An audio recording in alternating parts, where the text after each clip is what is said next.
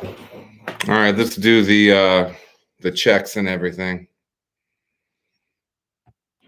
I haven't checked all my settings here, everybody. I need to take that down a notch. What are we doing here? How we living? How's everybody doing? Let me know how audio is. And Hugh, you are the first in here. Metalhead appears to be the second.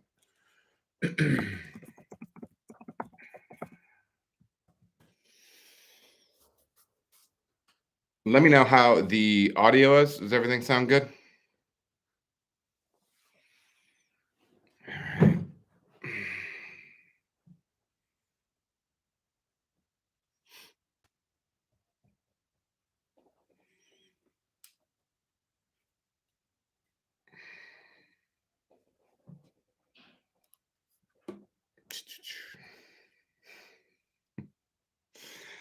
All right. All right. Let me get settled. I'm not gonna lie. Pardon me. It was a little bit wild getting ready for this.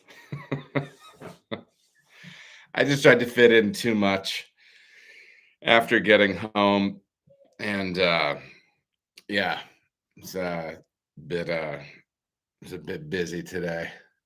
I probably yeah. Are Guns N' Roses typically 2 hours late, Hugh? I mean, but when you're Axl Rose, you can do what you want.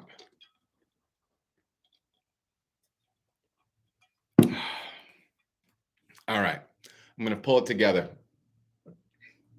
You do see a haircut, clean boy. I mean, I've got CBC. I've got CBC coming up this week. You gotta, you know what I mean? You gotta lean them out a little bit. Trying to keep it fresh, dude. You know, trying to keep it fresh. I mean, at 45, it's increasingly challenging. Freshness, I don't think is synonymous with 45. So, yeah. Well, listen, let's get to it. I've got my clipboard grows every week, everyone. So I'm still trying to figure out the logistics of this whole thing. I've got uh I've got things popping in on my phone. I don't even have my phone silenced. Purple Rain is not silenced. I've got last minute questions coming in, flying in hot off the presses. I've got I've got the fellas sending me send, I've got the fellas sending me memes. I was thinking that maybe a couple of my brewer buddies maybe sent me uh, some brewing information, but from what it appears to be, a large former wrestler, also MMA guy. Uh, Brock Lesnar. It was like a Brock Lesnar meme or something, but we can't count on that just yet. Hey, listen, everybody, welcome. It's the May 2023 live stream. Welcome to Adam Makes Beer. My name's Adam. I hope I hope your month is going smoothly here. Here's the crazy thing. This is essentially 1 year. I know we kind of talked anniversary in January when that was when I first started recording for the channel, and that was when I created an Instagram account. Maybe that was a little bit later when I worked. I just said work by mistake. Work it, girl. Thank you, Hugh. He's talking about my fresh fade. You know what I mean? I've got that young fade on for CBC. So come see me at CBC, and if you want to feel like how soft like the fade is, you can. Actually, it's, probably don't touch me. But yeah, it's been 1 year. It's pretty crazy. Actually, May 18, I believe, is the day where our first 4 episodes dropped. I think those were like drop temperature whirlpool or cool pool, depending on who you are. And I think maybe how to clean a fermenter or bright tank or sanitize something. And then we did a brew day too. I think Andy helped me drop the Cartucho brew day, our Mexican lager. Lots of stuff, man. It's been a wild year. So a couple of numbers on YouTube. We in the past year we just got over 3,500 subs. I've had 185,000 views. I've had 12,600 watch hours. Dropped as of by the time we get to like the actual 1 year on May 18th. I believe I'll have like 309 videos that I dropped in the first year, which is still pretty wild to me. It's been something else, but yeah, I mean that's really kind of the big anniversary stuff. As far as all that stuff goes, I mean the plan is just to keep grinding and growing and learning and yeah, getting better at doing this whole thing. So we have some cool stuff coming up content wise. I'm going to be releasing a series that I really like. Um, it is on this MGC pills. And I think I mentioned it last month that we were 1 million videos. Soon enough, Hugh, soon enough. But MGC pills we have in the tank. I did the brew day on that. We actually just finally have that all the way crashed. We did spun that beer. We have carbonate. I mean, the beer's fully carbed where we're at right now. So things worked out really well from a sensory standpoint. No butter, no sulfur, no weird sulfur. So I mean, I got my harvest off of it to yesterday for a batch of Up the Hill, our Munich Helles. And then we're just dumping the rest of the cone off of that, keeping it down at 33, and we're making it happen. Yeah, spun is just it's a like a pressure relief valve that you put on your tank that it does it allows you to ferment or condition under pressure. So where we have it at right now, it only blows off at 14 psi. So the tank was at 14 psi when we were at the tail end of fermentation in through the cold crash and now into the lagering. It's a little bit lower now because it ate some of the pressure and also dropped some of the pressure when we harvested yeast. But yeah, so that series is going to be coming up. I have that fully edited without the tasting because I do not have that beer is not finished yet. I will be packaging that. I think the third week of May, it's going to get a 3-week lager, 3 weeks cold, and then we're going to move that along. And so I'll record the recipe and tasting for that one. That one's going to be fun. You'll definitely want to check that one out.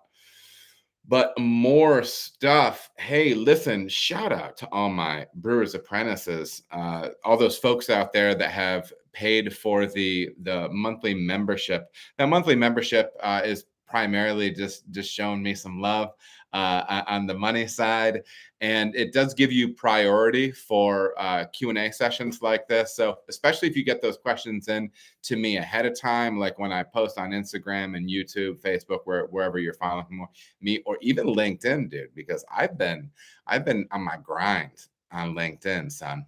All right. So if you've seen any of that stuff there, reply to it, get those questions. And I try to really answer as many questions as would provide hopefully like good content for everyone. So but my brewers apprentices kind of have priority on that. So that's one of the little benefits there. Also coming up on May 19th at 8 p.m. Eastern Standard Time, as you should know, my industry professional interview. My industry pro interview this month is going to be with Bill Gerds, head of brewing ops at Linwood Brewing Concern in Raleigh, North Carolina. We're going to be talking West Coast IPA and more. I will tell you this, and this is going to be straight from the horse's mouth. Let me dial up old Billy here. Bill does not like talking about how well he has done in competition, but I will tell you, Billy in his time down there at Linwood has won 5 GABF medals, 1 World Beer Cup medal, 11 or 12 U.S. Open Beer Championship medals, then various other stuff. Bill, stuff. This is a family broadcast. He's had 3 or 4 Best of Craft Beer awards. Alpha King, I think, is the one he really wants. One of the ones he really wants. It continues to elude him. He did get top 10 once, but heavily decorated brewer, just skilled guy, and a real boss. And he's gonna have a hard time. I won't be able to pump him up as much when we actually do the live stream on the 19th that I am right now, but he knows his stuff with hops, man. He's great palate, great sensory for hops, knowing what he's going to get in the finished beer. He's just really a talented guy, and there's really not much he can't brew. Really talented dude. And I'll also say that Bill is my brew daddy. So it is kind of cool to have that 1 year, this 1 year anniversary one, be with Bill. So that will be really exciting. And I'll just tell you something really brief because I don't think he'll want me to tell it unless I get carried away, and I'll tell it again. But Bill's this big dude, man. And he's always wearing Dickies work shirts, the Dickie shorts that kind of go down to like borderline mid calf. And he's got the white socks pulled up to almost mid calf. And he's got his Vans, and he's got shoulders that are like this big, like coat hanger shoulders. And he looks like a dude that will mess you up. And he may be a guy that has the capacity to, but he is a soft-hearted sweetheart of a man who loves his pug and loves me. So I think I rank below the pug, Milton. We may talk about Milton on the show, but you are not going to want to miss. I know we've been talking a lot of hazy, and sometimes we've had a little bit more conversation recently about, hey, what about West Coast? So Billy's going to be able to talk on that with us, and we're going to have a great time. It's going to be a great conversation. I just love getting a chance to sit down with him. So make sure to be tuning in for that. My talk, I just found out my talk on that I gave at the Ohio Craft Brewers Association. They just posted it for me today. They bumped me up in the queue because I said I really want to get this video up so it can be available to people that I meet, at the conference or whatever. There's people I want to share it with. Obviously, all of you, but other folks, other friends of mine at the conference. I want them to have a chance to check it out. It's a talk I'm pretty proud of, and I don't know. I haven't had a chance to watch it myself. I felt good about it while I gave it, and I had positive feedback afterwards. So that's cool. But I haven't watched it back myself. So, but I think you get some bits and pieces off of kind of how we talk here when we talk about, running a business, when we talk about how I view my role as a head brewer, as someone in management, and sometimes those leadership life things pop up a little bit while we're having our virtual chats here. And so this is a block where you're going to really kind of hear me lay out how I try to lead and why I try to lead that way. So some of you, it might not be a fit for it all. Some of you might enjoy it. So I will figure out how to get it posted. It is posted on the Ohio Craft Brewers Association YouTube page, but it is a hidden link. But they said I can share the link around, so I will probably be putting it on all channels that I mentioned earlier. And please go and give that a like, and give it a million comments, and say and tell them that it's the most motivational thing you've ever heard. Hi to them. Hey, you know me. It's Kroger tangerine carbonated water. What else? CBC coming up. Make sure to come say hi to me. Look at my haircut. Look at my face and talk to me. We can talk beer. We'll high five. We'll good time. It'll be wonderful. You can, if you see me milling around, walk right up. Say, hey, man, if you see me with somebody else, it doesn't matter. I'd rather be talking to you. So come say hi to me there. The easiest way to do that will be at booth 2944 with my friends at Blickman Engineering Pro Team from 3:30 to 5 p.m. on Tuesday, May 9th. So all my people that are going to be at CBC Tuesday, 3:30 to 5 p.m., the Blickman booth, which is booth 2944. Please stop by and say hey. Make them feel like they've done a smart thing, sponsoring my channel. Yeah, come over and say hey. And like I said, if you see me anywhere else, say what's up. But that if you haven't had a chance to catch up with me, just come on over and shake my hand, and we'll smile and share a beautiful slice of life together. Speaking of Blickman, do you see the tin tacker up here?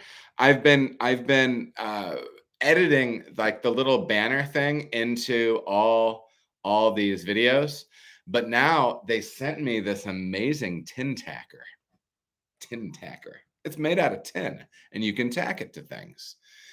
I just put it right there. So now I just think it's there, right?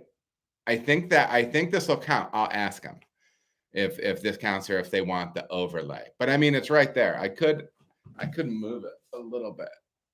I could move it this way a little bit. I mean, that's just, but look at that. I mean, it's like a huge,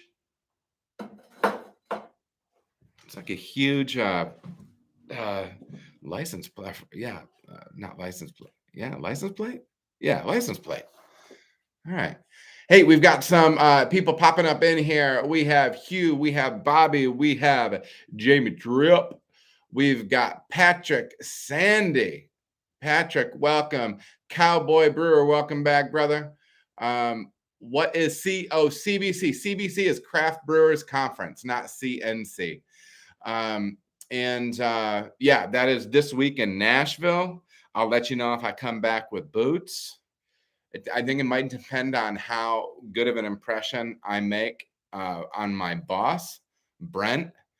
Maybe Brent will be like, "Oh, Adam, we're having so much fun hanging out. I want to buy you boots." And I'll say, "Yeah, let's go buy boots, boss." That's what I'd say. But speaking of Blickman Engineering has been the pioneer of nano brewing, and they have helped hundreds of successful breweries achieve their dreams since they started with one-barrel systems in 2006. Now offering a full suite of brew houses up to 15 barrels skidded and insulated, matching cellaring equipment, keg washers, grain mills, and more sized specifically for the nano brewer. Blickman Pro Brewing systems are competitively priced without sacrificing quality, and the simple design and factory direct support from our brewing experts get you up and running faster than anything else on the market. When you're ready to go pro or just kicking the tires, be sure to reach out to them for expert advice and a partner to help you through it all. Turn your dreams into a reality by reaching out to Phil, Tom, or Josh at proseries@blickmanengineering.com. Again, that's Pro Series at blickmanengineering.com.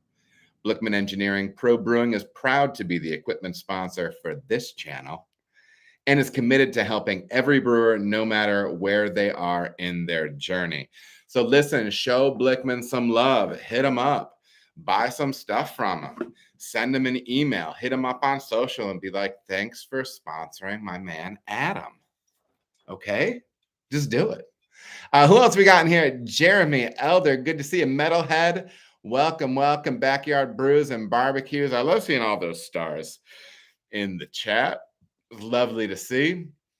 Hit up Corsair Distillery while you are in the Ville, Nashville. Can I say Nashville when I'm down there? As in like young beef, so like veal. So I can just combine Nash and veal. Would that be something I'd be able to get away with? Nashville. I'm gonna turn on one other light. Hold on.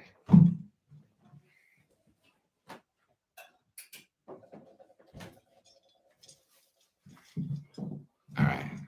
I mean, what are you gonna do? Nashville. Yeah, I'm gonna be in Nashville, man. I'm looking forward to it. It's gonna be good. Corsair Distillery, and I am gonna have to be on that distillation game because I'm still not doing beer.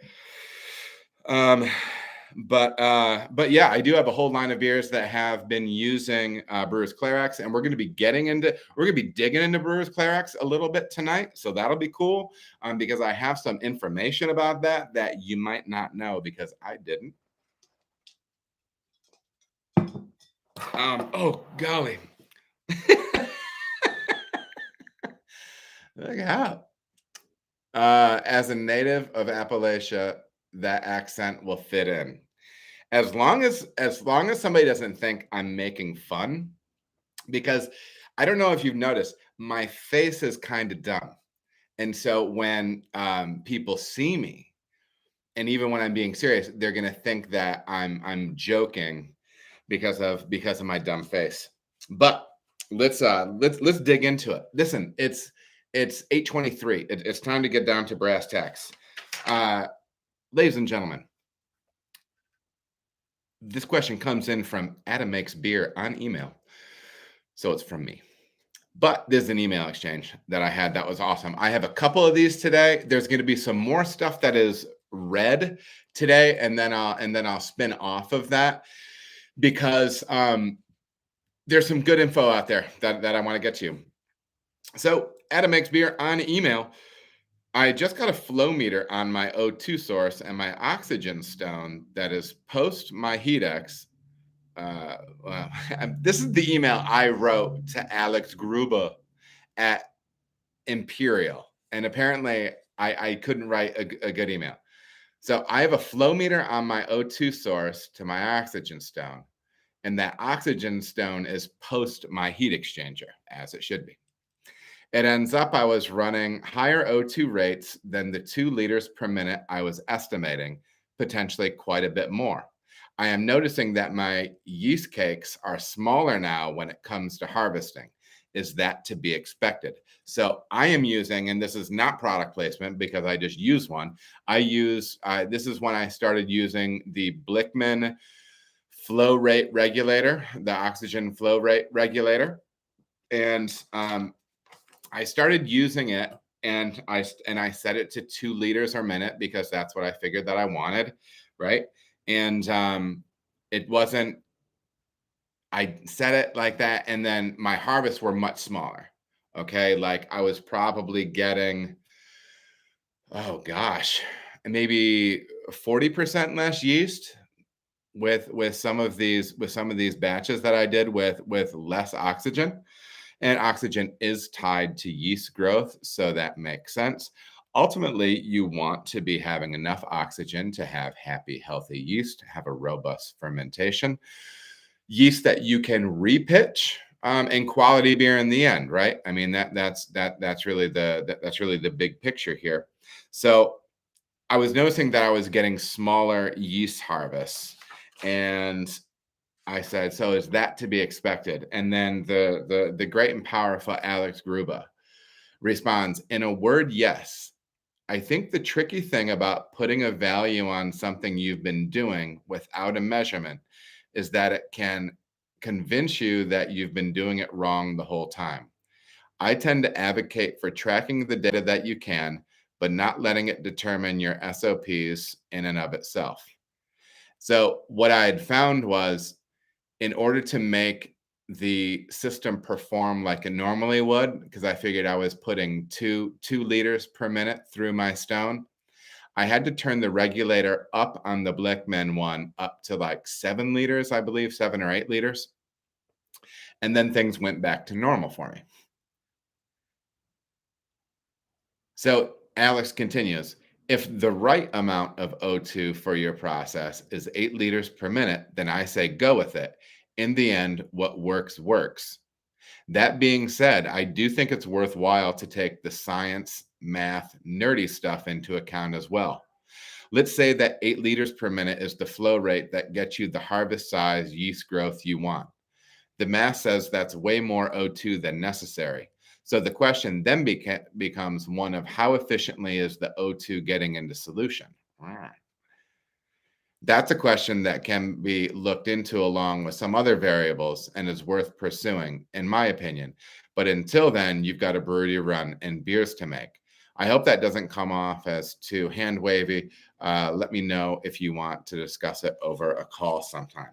Once again, Alex Gruber just hitting home runs, just hitting bomb after bomb. Okay, so what I liked about that is, sometimes you can get some numbers in your mind that you want to be hitting. I want 1.5 or 2 liters per minute with my oxygen. And you think you have that kind of dialed in because you don't notice ill effects of too much oxygen in your beer. You don't notice like hot fusel alcohols. You don't notice like too much yeast. Your long-term yeast health is good because you're able to repitch it and make consistent beer, things like that. But I like Alex's approach to this because he's basically saying on some level you do have to trust what you're seeing in the brewery as well. Now, if I was doing this 8 liters per minute and I was seeing negative things happening from it, then it's something that we actually need to look at. There are some downstream things that you can do to test things like this. I don't have access to any of those, and honestly, it's kind of it's a little bit rich kid stuff. There are some things that you can use to be testing O2 levels in your cool wort as it's going to your fermenter.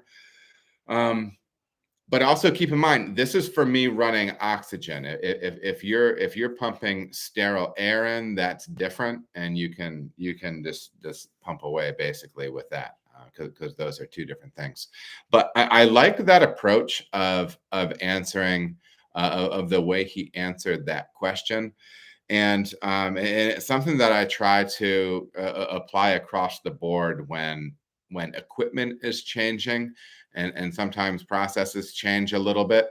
Ultimately, you do have to look at the finished product rather than sweating too hard the small stuff. And you do want to sweat the small stuff. Don't get me wrong, but yeah, you can't let it just completely freak you out.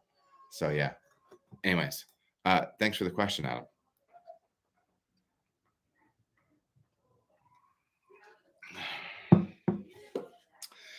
Next question. Oh, wait, did I do that right? Hold on. See, look, I have pages now.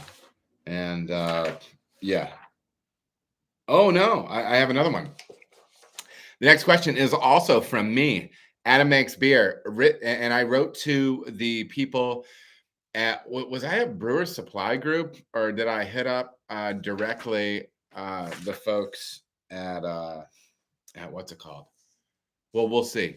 I sent an email asking about some Brewers Cleric stuff. Hello. I've used Brewers Clerics in the past to reduce gluten in beer. I think we all know why. I happened to use the Clarity Firm calculator the first time, and this time I used the Brewers Clerics calculator. I noticed that the Clarex calculation is very different from the Clarity Firm calculation. Can you help me understand why that is? Is Clarity Firm a diluted version of Brewer's Clarex? If so, can you tell me what it is diluted with? What happens if you use too much Brewer's Clarex in a beer? Well, I asked those questions because it ends up I did use too much Brewer's Clarex in a beer. So maybe it just ends up giving you negative gluten.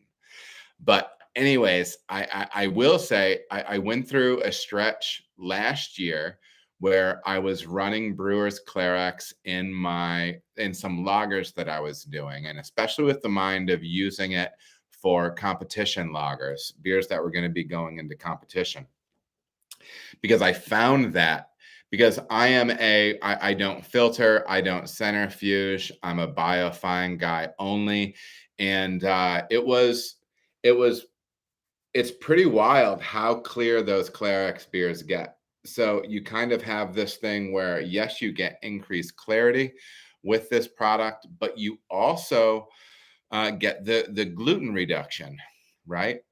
Now, there's two products in the market that I was confused with. One was Brewer's Clarex, and one was Clarity Firm. Clarity Firm is available through White Labs, and you can buy it there, and it's available on the homebrew side, I believe, under that label of Clarity Firm.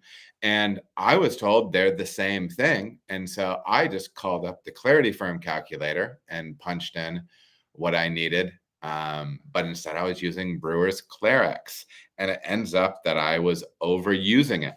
So here is the reply from manufacturer. Clarity Firm and Brewer's Clarex are not one-to-one. It is more diluted, so it's diluted. I can't comment on Brewer's Clarex and what goes into our process of Clarity Firm because it's proprietary. Our calculator is based on the fact that wheat has about double the amount of gluten as barley, and that plays a part in our calculations. As for using too much, it would be easier to overdose using just Clarex, as it's very concentrated, but I have not heard of anyone dosing too much Clarity Firm, so I would not be able to know what the outcome would be. My best guess would be it would affect yeast health on harvest and further yeast generations, but other than that, I wouldn't think it would be anything very detrimental. Let me know if I can help any further. So there you go. If you were under the illusion that Brewer's Clarex and Clarity Firm were the same thing, like I was, it's not, and you need to come correct people. I would check this product out if I were any of you. It's interesting if you are just looking at maybe making a clearer beer. If you are looking at making something that is gluten reduced, maybe you have some people that are a little bit sensitive like me. And so check that out and see what it does process wise. It's not super expensive.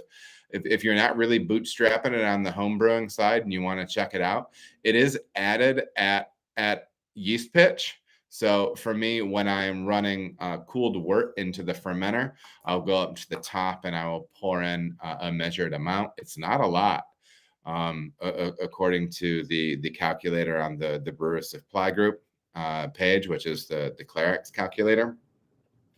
You should check the stuff out. It's interesting, even if you're just looking to chase some additional quality. But remember, there are issues with talking about, I don't believe you can sell it as gluten-free, anything like that. I probably would just use it and not say anything because sometimes people would, I don't know, some people will think it's weird or, well, I don't know. Sometimes it's like, well, just make a great clear beer and serve it. And if it's a little gluten reduced, that's no big deal. So yeah, some quick notes on that, and that was a big eye opener for me. So, anyways, hopefully that can help somebody else out there. First listener question is from Nathan Solitaire on Instagram, and he asks, "Why mash in with the plow up on your mash rakes? Any pros or cons to it? I've always had my plow down." He's always been a plowed down kind of guy. I don't blame you, but no, in systems where I have where I can drop a plow on my mash. So what we're talking about is is we are going to have, let's see, let's try this. Who's ready to? What I'm thinking about drawing for you isn't even useful. So if you've seen our brew day videos, I have this large bar that goes across, and then hangs down off of them these little cutters, these little things, and we call them the rakes, the mash rakes. Okay, and those things turn as I'm mashing in. It helps to have a very homogeneous. The name is Mr. Plow. The name is Mr. Plow to you. And that is what helps to make a well mixed, homogeneous mash. Okay. And it also saves the brewer a sore back and, maybe some bigger lats. And I don't know what other muscles would be activated there, but that's kind of the idea, and a little bit of sweat. Um, the reason that I leave that plow up and not down is when that plow is down, it is scraping along the bottom of the mash tun for me. And I mean, not scraping. There's a rubber gasket that is squeezed through there, that's clamped in there. But it would create additional drag in my mind. And my grain bag can get deep enough that if once all the work is run out of the mash tun, if my plow were to be all the way at the bottom of the mash tun, my gearbox might not have the strength to pull through that. All right.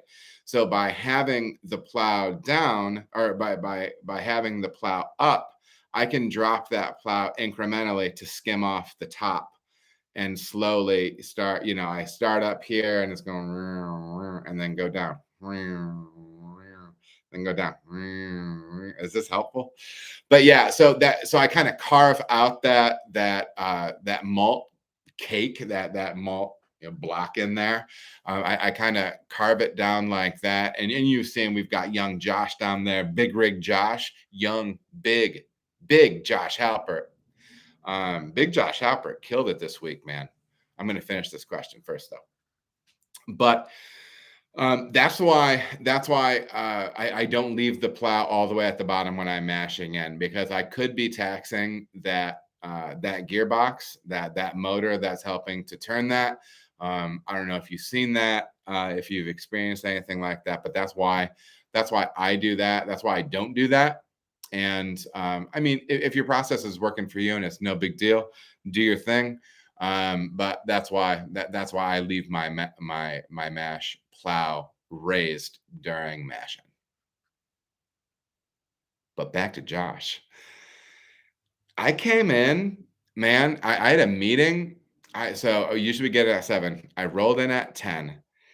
Josh did distro, sanied the fermenter, sanied the heat eggs, mashed in Vorloft, and laudered 3 barrels of beer all by himself, baby. And I'm telling you, he was on fire.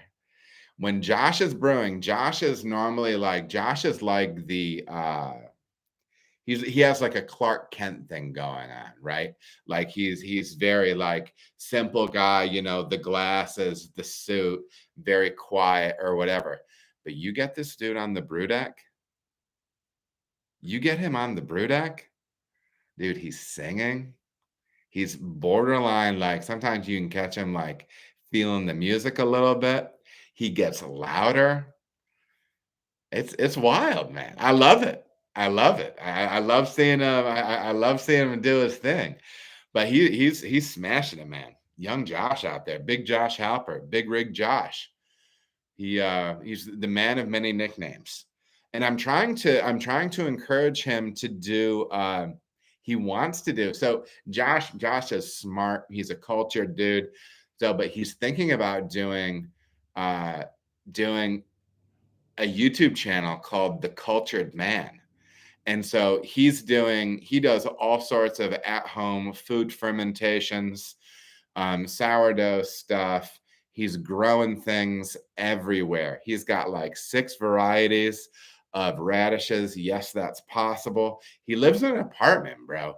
But I mean, there's greenery everywhere. It's a veritable farmer's market inside his apartment.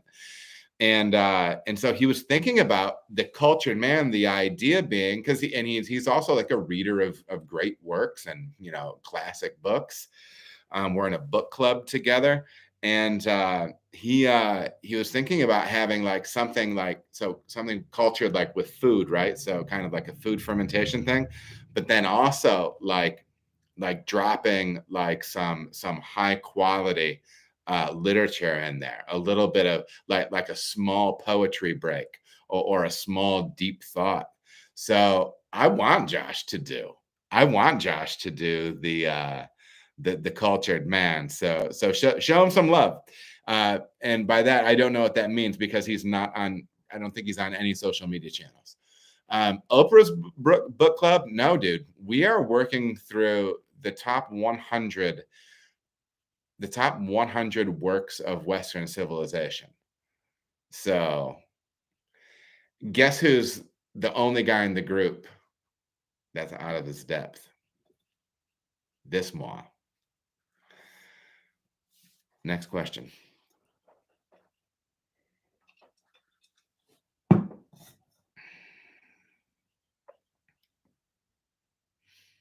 Razor on Instagram. My man Razor, dude. I met him at the Ohio Craft Brewers Conference. Good time, good dude. And Todd Porter on YouTube. I'm gonna smush these two questions together, and we're gonna get to the bottom of it. Razor asked tips on canning beer, especially IPAs. And then Todd Porter asked, what secrets do you have, if you have them? Oh, I have secrets. I have secrets, Todd Porter. I have secrets. For bottling, what secrets do you have for bottling a New England style IPA for a homebrew competition? Can you keep it from going full purple in the 2 to 3 weeks it's mailed and waiting to be judged? Yeah, good question. We have a couple of these questions tonight that are going to be a little bit of process questions. Um,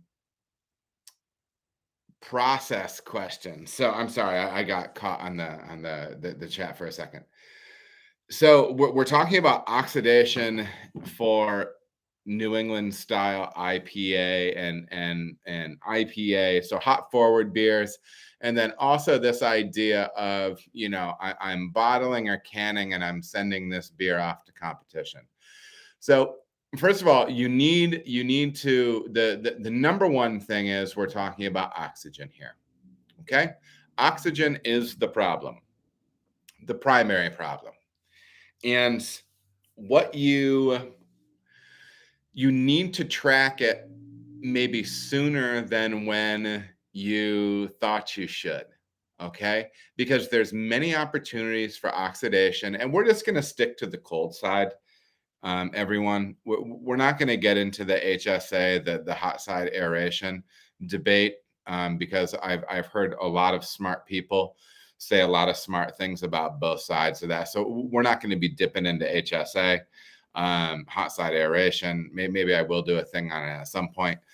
But we're going to talk specifically once your wort is cool and you have yeast pitched and you want oxygen in there up front for appropriate cell growth and everything like that.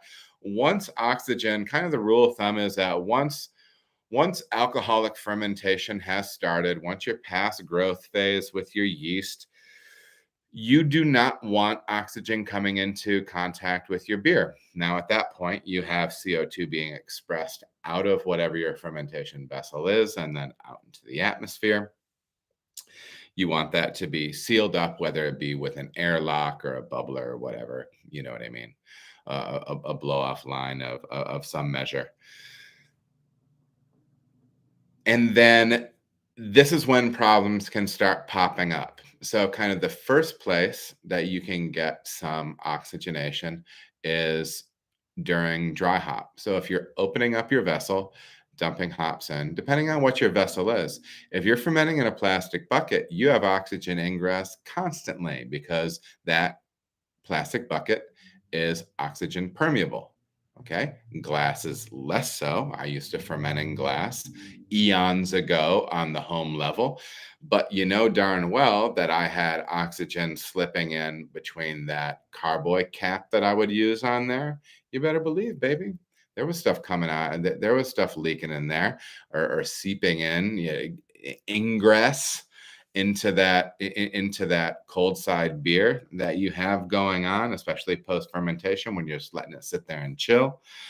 Um, so those are the clear ones. On the pro side, it's a little bit easier because our tanks and vessels are actually meant to make beer with. All right. So we can purge tanks and everything like that. And we talk about it in earlier episodes. I've talked about different options for purging, both with fancy equipment and without fancy equipment. So, yeah, I mean, there's all those typical things. Now let's start talking about some things that you may not think of. Let's talk about your sanitizer that you're sanitizing your bright tank with, and that you're sanitizing your transfer lines with. And this can go on the homebrew side as well. I don't see it used as much on that side, but if you are using an oxidizing sanitizer, yeah, boy. What if it's not? What if that sanitizer isn't fully flushed from your vessel? What if it's not fully flushed from your transfer lines? I was listening to a tremendous interview. They did a follow-up interview on craft beer and brewing. If you have not gone and listened to the Craft Beer and Brewing podcast with Vinny Cialurzo, and we're gonna say et al. All right, because some guy from Green Cheek. Sorry, I don't know your name. And then Kelsey McNair from where I don't know where, but great content in there. And they were talking about oxidizing IPA, and they were talking about where one of the things they love to be able to use and think about doing this if you are on the pro side and you have some extra tank space, you can use a tank as a bright tank. You can boil some water, put CO2 through your oxygen stone that you would normally be oxygenating with, run that into a purged bright tank or a purged unitank, run it, keep it cold, and then burn some CO2 through there through a carb stone to further strip any potential oxygen out. And then you now have deoxygenated water. They will use sterile deoxygenated water to flush PAA out of lines before transferring beers through. And especially having benefit with these hoppy beers that where those hop compounds are so susceptible to oxygenization. Is that a word? I didn't feel like that was a word. Oxygenization. Oh, I'm gonna. If it wasn't right, I'm gonna listen to it later, and I'm going to know it. But that's the idea. So that's a big one. If you have an oxidizing sanitizer, make sure that you're putting pressure on your vessel, on your bright tank, and then blowing out those lower ports so you can get all that stuff out of there. You want all that oxidizing sanitizer out of there. You want to be purging tanks well. Check out videos before that I have done on the subject. And yeah, I mean that's kind of the big one for me there. Now, when we also talk about packaging, because they're talking about packaging this is a tough one.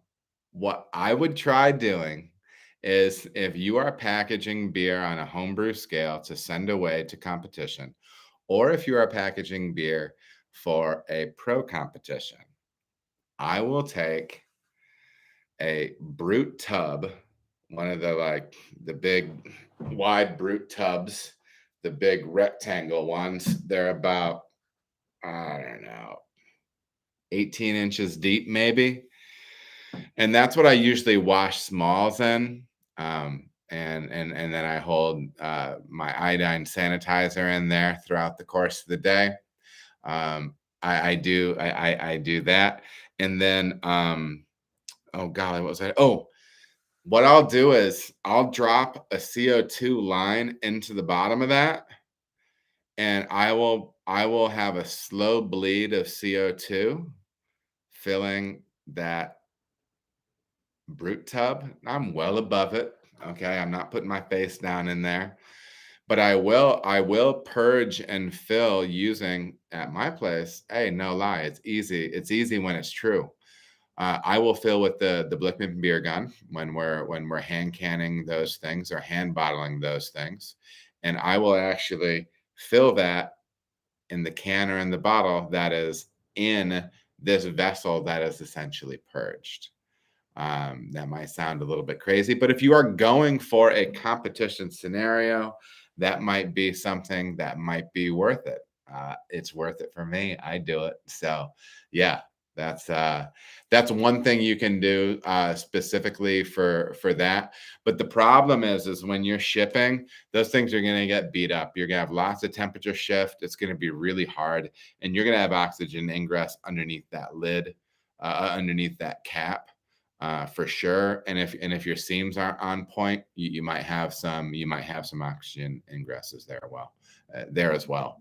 So just something to check out on that side. Kind of think about a big picture like that, fellas, and let me know if that stuff helps with creating some fresher, longer IPA and canned bottles. Steve Fisher, how's it going, man?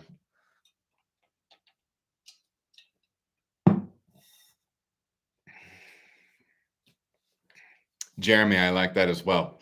As a homebrewer, I use uh, tap cooler bottle filled off of a Perlick tap. Awesome. Steve Fisher, we all know 3470 yeast. I scored some so-called 35s tons from Munich. Oh, it is basically no sulfur, clean AF, but the rub is that it doesn't flock out well. So it sat in a box at university. Have you brewed with? Yeah, I've heard of this strain, and I think maybe Janish ran some stuff on it. I'm not certain, but yeah. So he's talking about that he was able to score some another yeast strain from Munich, a lager strain that's a basically no sulfur producer, super clean, but it doesn't flock well. So yeah, that is tough. If you're having a hard time getting your flocculation, to make sure that you have your calcium up. Get your calcium up to 100 maybe, and see if that can help with that flock. Again, some strains are just powdery and they're going to stay up in there. But yeah, sometimes that might be something that can help. Also, I'm also a huge fan of if you're brewing at home. I'm more comfortable doing this on the home scale, but it almost didn't matter what yeast strain I used. I would get my kegs down to I get my corny kegs down to 33 degrees. Hit it with gelatin, dude, and gelatin knocks everything out. That'll take care of it. But yeah. So Razor and Todd, thanks for the question, brothers. Uh, Johnny Kim on IG. Hey, Adam, just recently had your Prost beer and it was fantastic. Thank you. My favorite beer style by far. It is a great beer style. Munich Dunkel is just a great one. I saw in one of your videos that you can clean your carbonation stone in an ultrasonic cleaner. What kind of solution do you use? Also, what do you use for general cleaning around the brewery, like floors and outside of tanks and stuff? Thanks for keeping the great videos coming. Thank you, Johnny Kim. Here is what I do. Thank you for the kind words on Prost. It's probably one of the favorite beers that I make. And when I clean carb stones, I do put the carb stone in an ultrasonic cleaner. I got one off of Amazon. It's been working for almost 3 years now. It wasn't a super bad price. I think it was under $200. I got it large enough to be able to make sure that my carb stones would fit inside of it. And What we do is we have an SOP of a half-hour shake for both caustic, rinse, uh, rinse the whole thing, rinse 3 times the vessel with the items in it, and then we will fill it again with hot water and shake it for 5 minutes, and then dump that water, and then fill with new water, and we will run phosphoric acid on it. And so we run both caustic and acid the way we do our tanks in the brewery. Um, I have heard that sometimes people say, and I don't know if this is true, but it's something to keep an eye out for, and you can definitely weigh in. I'd actually love to see, like, not the anecdotal stuff, but if anybody has something research based in particular, or a source for something, I would love to hear that. I have heard that you sometimes you might not want to use caustic on those stones because particle size of that solution may be difficult for the carb stones. I'm not sure. I do always run acid after that, thinking that if that is the case, the acid may be able to flip that caustic and dissolve that stuff.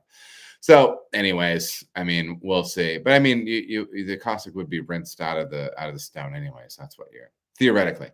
But yeah, I do a full shake, both with caustic and acid, hot, lower ends of the, well, for the acid we'll do at 120. The caustic will get like a little bit closer to 140, and we'll shake that like that, and then we'll rinse that acid out of it, and then we tend to use iodine, and then so we'll shake it with iodine, build the stone out, push all the iodine out, and then put the stone in while the PAA is running through the system. And then we blow that out again. So it does actually get hit with 2 sanitizers when we use that. And that is what we do with our carb stones. For other generalized cleaning, I would have you hit up your local chemical provider. In the past, we've used some foaming caustics, some foaming acids, just some generalized floor cleaner scrubber. There's a foaming acid that does a pretty good job on our tanks. Different things like that, but really what I would do is, and this isn't me being difficult, I would talk to brewers in your area, or to manufacturers or suppliers in your area, because different people's water profile might require and might respond better to different chemicals. So check that out. Check that out. Talk to your supplier and kind of see what you're up for. All right. So Johnny Kim, I appreciate the question. Next one is from my man Nathaniel, aka the Boozy Scientist, on Instagram. Boozy Scientist is on his grind when it comes to the gram, baby. He's on the gram. He's posting reels. He's posting stories. He's doing his thing, and he's got good questions. And I think he's a brewer's apprentice, as are some of the others that I just read from. Are water additions to control or affect pH, or are they only for the effect on the finished beer? Also, what is your opinion on 5.2 pH stabilizer? So, water additions are meant to create the environmental conditions for your mash to be optimum and have other health factors down the line. You're trying to have enough calcium for yeast health down the line and for beer clarity. You are trying to have the correct pH so you're not extracting negative compounds out of the grain, and things like that. So there is like a functional, and there are things that actually end up playing out and having flavor considerations down the line as well. Just a couple of quick notes. I do know that they say I tend to use phosphoric acid. I know amazing brewers that use lactic acid.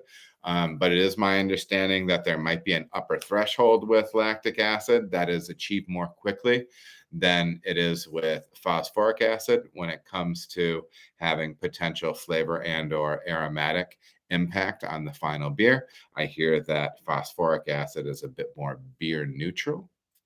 Beer neutral. So yeah, there is that. And then there's the other part of your question, which I'm going to do a little bit of reading for. This was taken from Brew and Water. And if you know, they're the people that I use for my water chemistry stuff. They're the spreadsheet that I use. So to answer the question, also, what's your opinion on 5.2 pH stabilizer? From Brew and Water.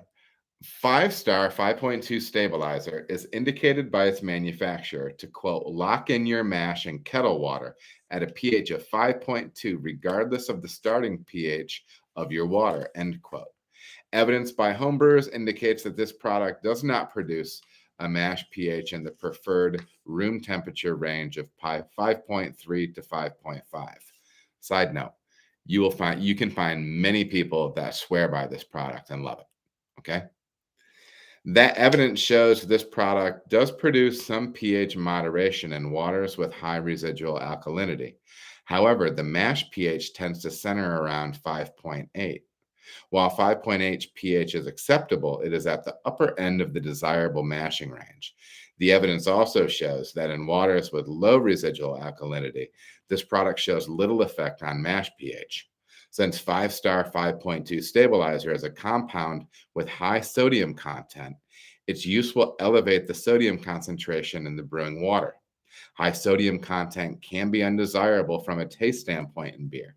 Proper alkalinity control of mashing and sparging water may produce more acceptable brewing results for most brewers than those that use 5.2 stabilizer. So, all that said, what I would say is I used 5.2 stabilizer all the time when I was brewing at home. I never really worked with pH much. I always had garbage pH meters and I never took care of them. I didn't know how. The test strips didn't work. I was not very good at that. All right. But I always used it. And I never had issues with my beer. I have heard that brewing some very light beer, you can have some flavor impact. I don't know. That would make sense to me, but I don't know. There are people that use this product, love it, and there are some people that don't want to use it. The last part is kind of the big thing, and it depends on where you're at. If you're at a part in your brewing where you're like, I'm using 5.2 stabilizer, it works for me. I like the beer I'm making, and my friends like it too. Great, keep using it. If you want to push past that and potentially gain some new levers to be adjusting in your pursuit of the best beer you can make, start doing some digging into the water chemistry side, get a detailed water report, and probably like sending away to a lab like Ward's lab, something like that, and start tracking that stuff and start doing some water manipulation utilizing a software like Brew and Water. So, and you won't have to worry about something like the 5.2 stabilizer. That would just be my suggestion. If it works for you, use it, and you're happy with your beer, use it. If you maybe want to push beyond that and gain more control over your process, then give it a shot, because I think there might be some things that are worthwhile about it. So, Boozy Scientist, there is your answer, man. I thank you so much for your question. Next question comes from, actually, hold on just one second. Pardon me, I'm going to be rude. Oh, there's some questions up here.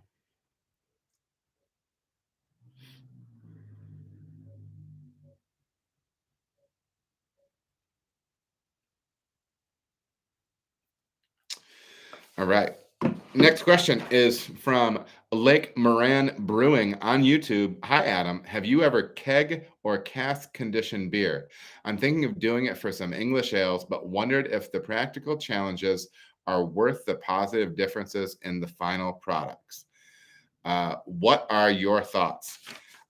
and I believe I asked, "Are you going to be selling this beer?" And they said yes. Sometimes I don't remember. And hey, everybody, sometimes if I don't remember if you're on the home side or the pro side, usually I'm asking that question so I can get an idea of scope and also how much beer you have to be messing around with and things like that. Because sometimes on the pro side, we have enough beer that we can mess around with. All right. So I would I'm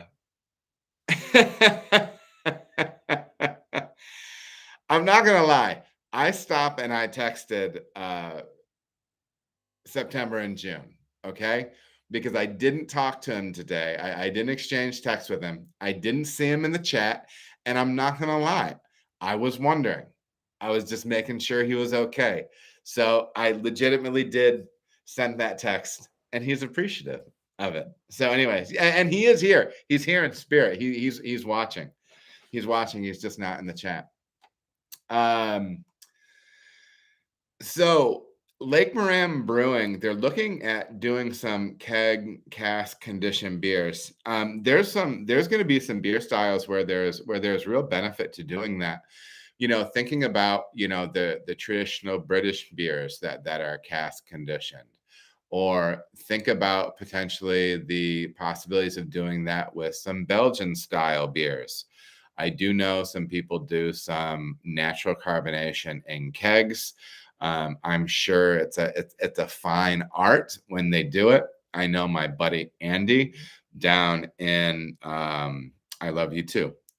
I know my buddy Andy down in Raleigh at Linwood Brewing. I know that they have done some keg conditioned mixed ferment saisons.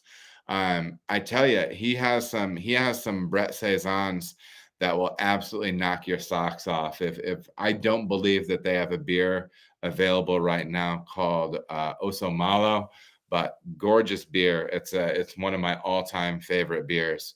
And yeah, man, you need to there's different beers that can be well suited to a potential re-fermentation in the keg, right?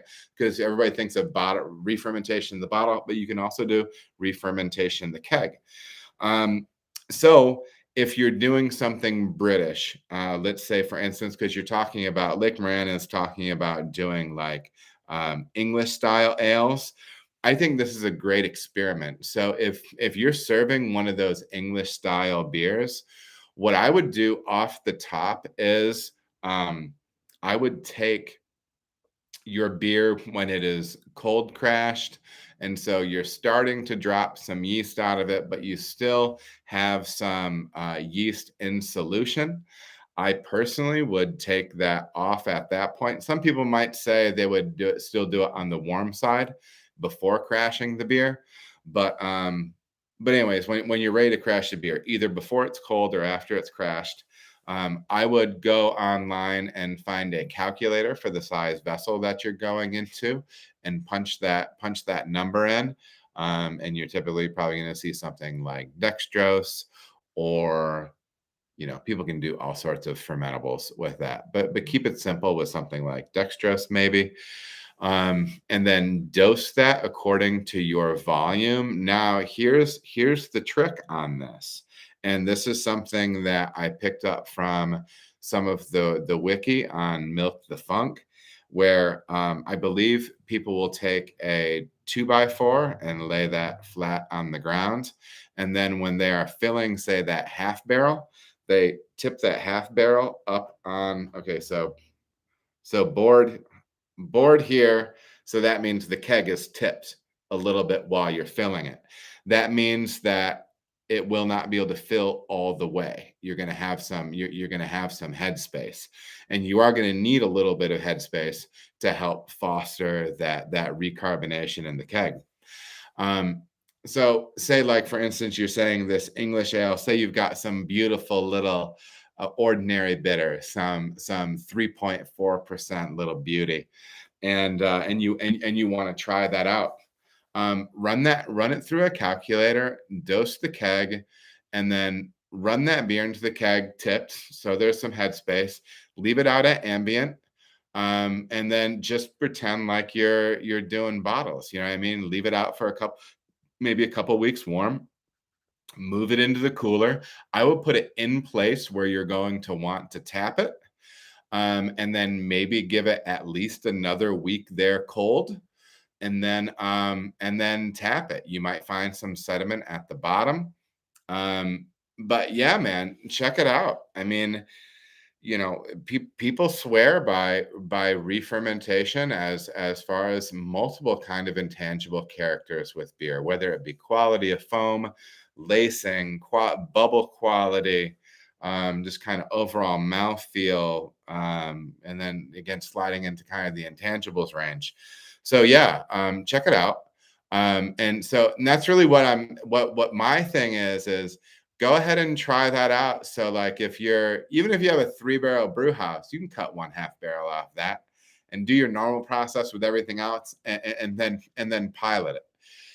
This is one of those wonky things where sometimes people feel as if they can do different carbonation like or sugar dosing rates based on the container. I'm not sure on the physics on that. I mean, to me, it should be the same thing whether you're going into a 12-ounce bottle or a 1/2 barrel keg. But then again, I'm not a scientist.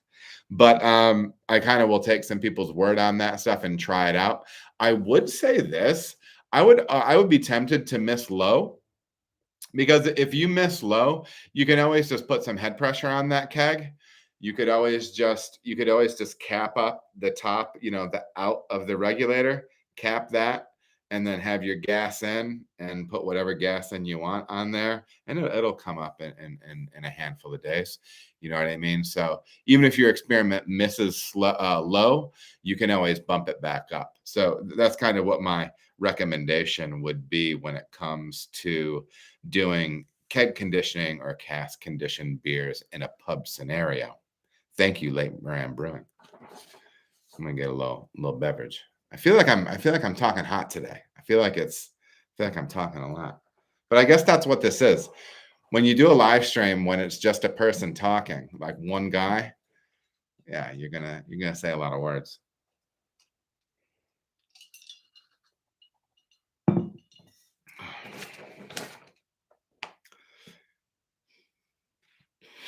Where are we at here? All right. Next question is from Jared McClear on YouTube. How do you balance work and family? Seems like there is always something that needs to be done or checked on. I'm working on opening a brewery in Union City, Indiana, sometime in the next year. Cheers. Jared McClear, awesome man. If you're in the chat, I didn't think I saw you, but let us know the name of that brewery when everything's as we get going here, and we'll make sure to shout you out as we always do our new brewery openers out there. Cheers to you, Lake Moran. Absolutely, brother. Glad you're in the chat. So, how do I balance work and family? That's a good question. I'm not gonna lie, man. I feel like today was bad. I didn't do a good job. I was too wound up. I was late. I was late getting into the stream, and I was just wound up about wanting to be set up right and have all the answers that I wanted to have. And I'm tired and stuff, and I was grumpy, and I wasn't the husband that I want to be with my family. And I think those things happen because we're imperfect. But it is a balance, man. I can tell you that I think the best thing, the thing that has helped me the most, is I've actually had a change of what I prioritize in my life. You know, um, like I think a lot of times we can say, well, well, like family first, or at least family close to the top, or whatever. You know what I mean? But it's not actually real, and it's not actually integrated, and it's still something I struggle with. But I can say that I have a much better worldview than I did a number of years ago. It used to be career, career, career for me. I want to win fat medals so everybody thinks I'm the man. I'm not going to lie. I mean, that's it might sound like an ugly thing to say, but I mean, I think we've all got some ugly stuff back there. Um, but I can say legitimately now, a much more healthy expression of what I want to be doing professionally is happening with this channel and the stuff that I talk about here. I want to get better at what I'm doing. I appreciate brewing for what it is, but I don't see myself as a brewer in the same way that I used to. It's not in the same order of importance for me personally. Like I know I'm a husband, a father, uh, a son, a friend, all before all before whatever I do to get paid. I mean, you know what I mean? So it just so happens that what I do to get paid is something that I'm passionate about, which is great and it's a blessing, you know.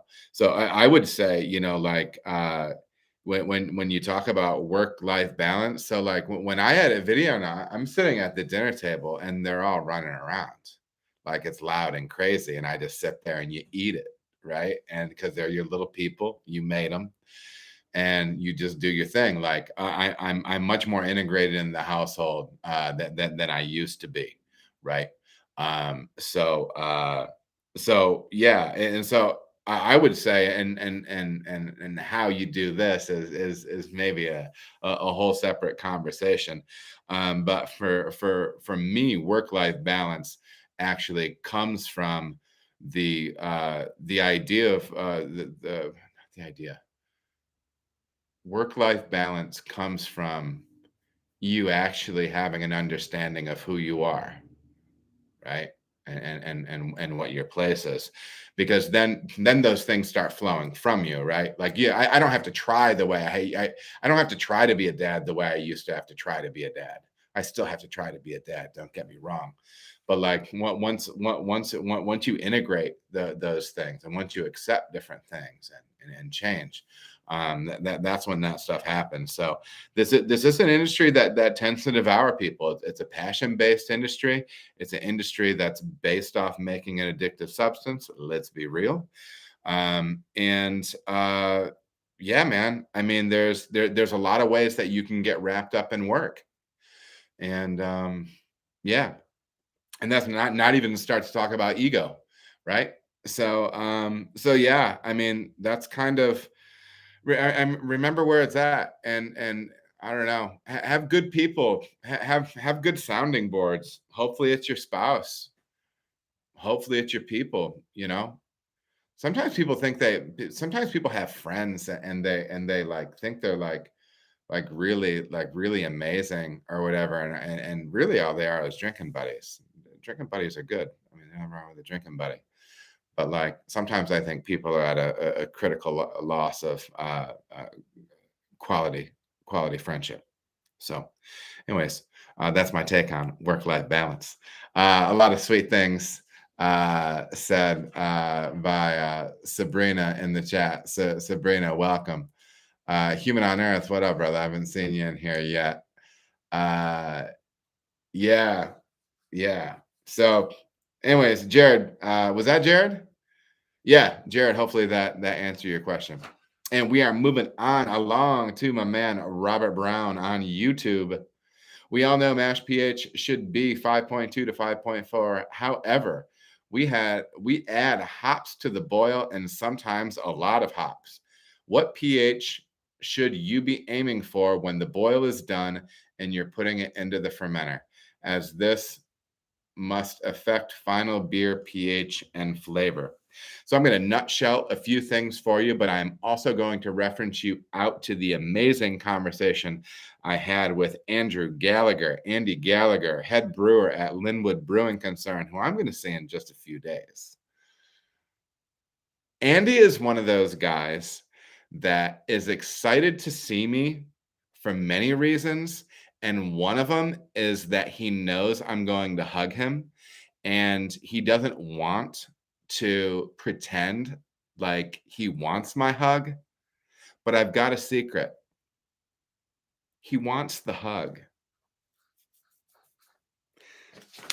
Anyway, we talked about I got all oh yeah, we talked about hazy IPA, and this is really the use case, right? It is not just hazy, but anytime, whether it's to be hazy or West Coast, where you're adding a good amount of hops. What you might be seeing in your hoppy beers, if your hoppy beers are pushing up over maybe 4.4, like if you're getting to 4.5, I think 4.4 is food safe. Maybe it's 4.5, but 4.4 is what I tend to shoot for.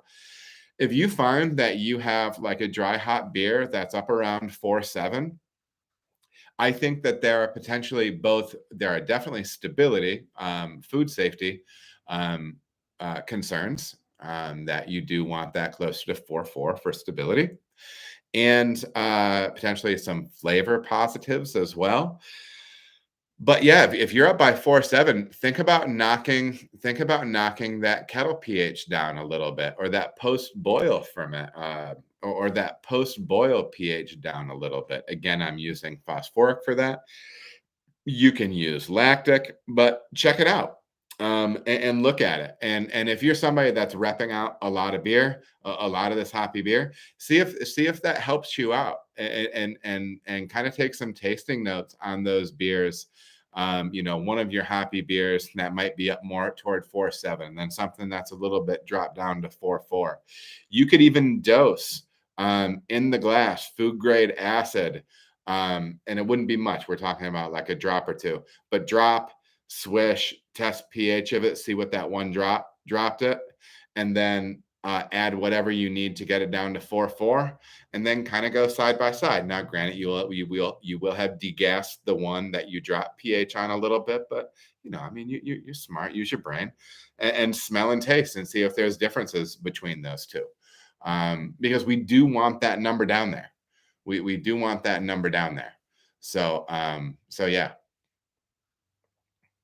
Yeah, and I think that's Robert Brown. Yeah, that's my recommendation. That's my recommendation. On the stuff with Andy, we talk about pushing down the pH. He's pushing down his pH during the boil, down to where at the end of the boil he'll be maybe 4.6, 4.7, because he's going to be pushing it back up because he's getting a few pounds per barrel in there, at least the equivalent of a few pounds per barrel. So it's pushing the pH back up. Fermentation, drive it back down, then you push it back up with dry hop again. It's a thing. All right. So, but yeah, check it out like that. And thank you for the question, Robert Brown. Next question is from Jared McClear. Well, he was on a roll, man. Bring it, Jared. Bring those grade A questions. Yes, Stephen Plass brings up a good point. Got to keep up with the other content, other videos Adam has. Watch them all. I agree. Like them, share them on Reddit, dude. Okay, share my videos on Reddit, because they didn't want me on the homebrew forum on Reddit. Share my videos on the homebrew forum on Reddit. A hilarious thing to me, because they didn't want me on there, and this is an old scar. This is an old scar. That some wounds heal slowly. But if somebody has a question and I've like explicitly answered that question in one of these little snippet videos I do, just post the video in there. I think that would be funny, because it's the right thing. But they said they don't want videos on there. I don't know why. Don't get me started. I could go in a direction, but I won't. Jared McClear on YouTube. If I'm doing my first experiment with Philly sour yeast. I'm making a sour blonde ale, and I like the sour flavor, but I would like a little bit of creamy mouthfeel. Can I, quote unquote, back sweeten with lactose when I keg the beer? Will this add a little bit to the mouthfeel, or is it too late? And I said, is it finished in the keg? And they said, no, fermentation will end in a few days. This is an experimentation batch. So I just want to play around with things and see what happens. Eventually, I would like to make a fruited sour with a little bit of creamy mouthfeel, wondering if a little lactose will do that for me. Yeah, I would say lactose can help with that. Lactose does have a very specific character. To me, it's not particularly creamy. It's just like a particular type of sweetness, especially when you put it in those tart fruit beers. Um, Give it a shot. I do know some people will hydrate those unfermentable sugars and add them in order to add body to beer and some sweetness. I know Scott Janish just talked about that with maltodextrin. I personally get nothing out of maltodextrin. I get increased residual sugar. Yes, I get a bump in final gravity, but it doesn't. It to me, it doesn't help body. It doesn't feel like, I don't know. It's not in the palate. It's not anywhere for me. But different people are different.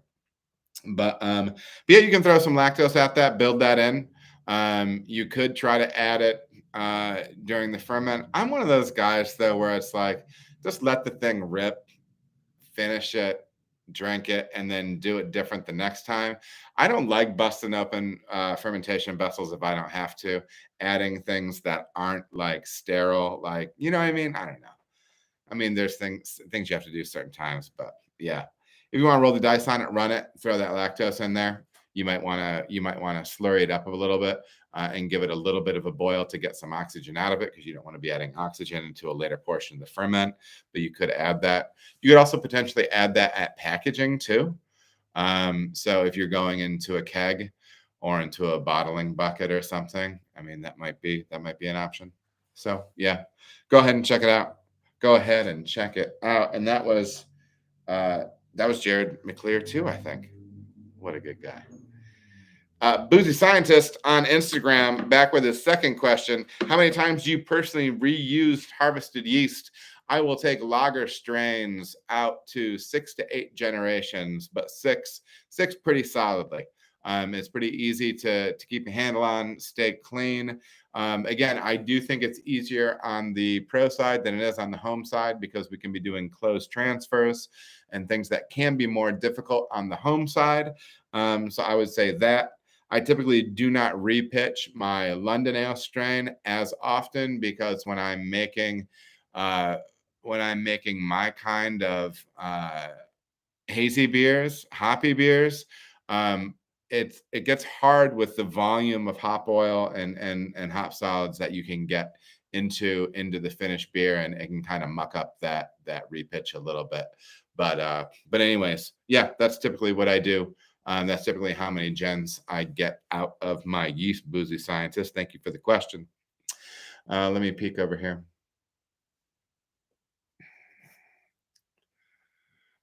Uh, Grateful Beer. Hi, Adam. Question: do you think it's a good idea for me to put a keg in my teardrop trailer? Um, like, so you can be drinking out of it, or like going to festivals with it. I mean, do your thing, man. I mean, oh, it's for IPAs. I might not know what are you talking about? It's like a camping trailer, man. I don't, because I don't. If not, I don't know what it's just camping. Oh yeah, camp it up, dude. Get a thing in there. I mean, make sure you're in for the evening. Get yourself a cold beer on top. Well, with the Grateful Dead shows too. I mean, I saw the Grateful Beer, and I was thinking that there may be some connection there. I feel as if I'm sensing tie dye from here, but yeah, go for it, man. Get that thing in there. Yeah.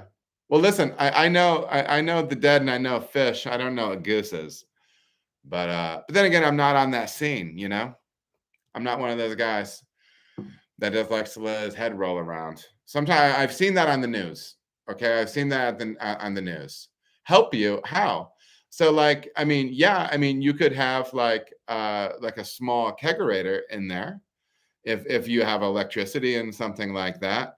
And they might have some pretty small kegerators these days. Install my keg. Um, I'm probably not going to do that for you. But yeah, thanks for the question. Next question is from Johnny Reverse on YouTube. Speaking of VDK, this is a question that was coming from something talking about diacetyl VDK, the precursor to diacetyl, or butter, movie theater butter showing up in your beer. That is a premium subscription. That's funny. Like a cowboy brewer, man. So he's swinging for the fences. I think that's my second home run analogy today. I don't even watch baseball these days. I'm a Tigers fan. You can't blame me. Speaking of VDK, have you any experience with ALDC? Let's read this. ALDC from Murphy and Son is added at the time of yeast pitching and prevents the formation of diacetyl fermentation. As a result, diacetyl can be kept below the flavor threshold, ensuring the quality, flavor, and consistency of every brew. This is from a marketing thing. But there's some good info in here. Without the need for long maturation, tank space is increased so you can turn beers more quickly because you don't have to worry about a diacetyl rest. ALDC is an enzyme that effectively bypasses the production of diacetyl during fermentation to make acetonin, a normal fermentation byproduct, which has very little flavor. If this is your first time using ALDC, use a higher dose, 4 to 5 grams per US barrel, and incrementally lower the rate with successive batches to an optimum rate. Is hop creep kicking up diacetyl? This can help, 1 to 5 grams per barrel. So some of that was some stuff that I stuck together. Rivera, thanks so much, man. I appreciate it. Yeah, so a lot of times when people think diacetyl, they think lagers, but this can also play into the conversation of making modern hoppy beer. Once again, going to that conversation with Vinny Cilurzo et al. Over on Craft Beer and Brewing. They were talking about utilizing this enzyme because it can help combat diacetyl that forms at the hands of hop creep. Yeah, there's many ways this could be used. I have not played with this yet. Will I play with it? I think I will. And I'm curious because I'm trying out some spoonding.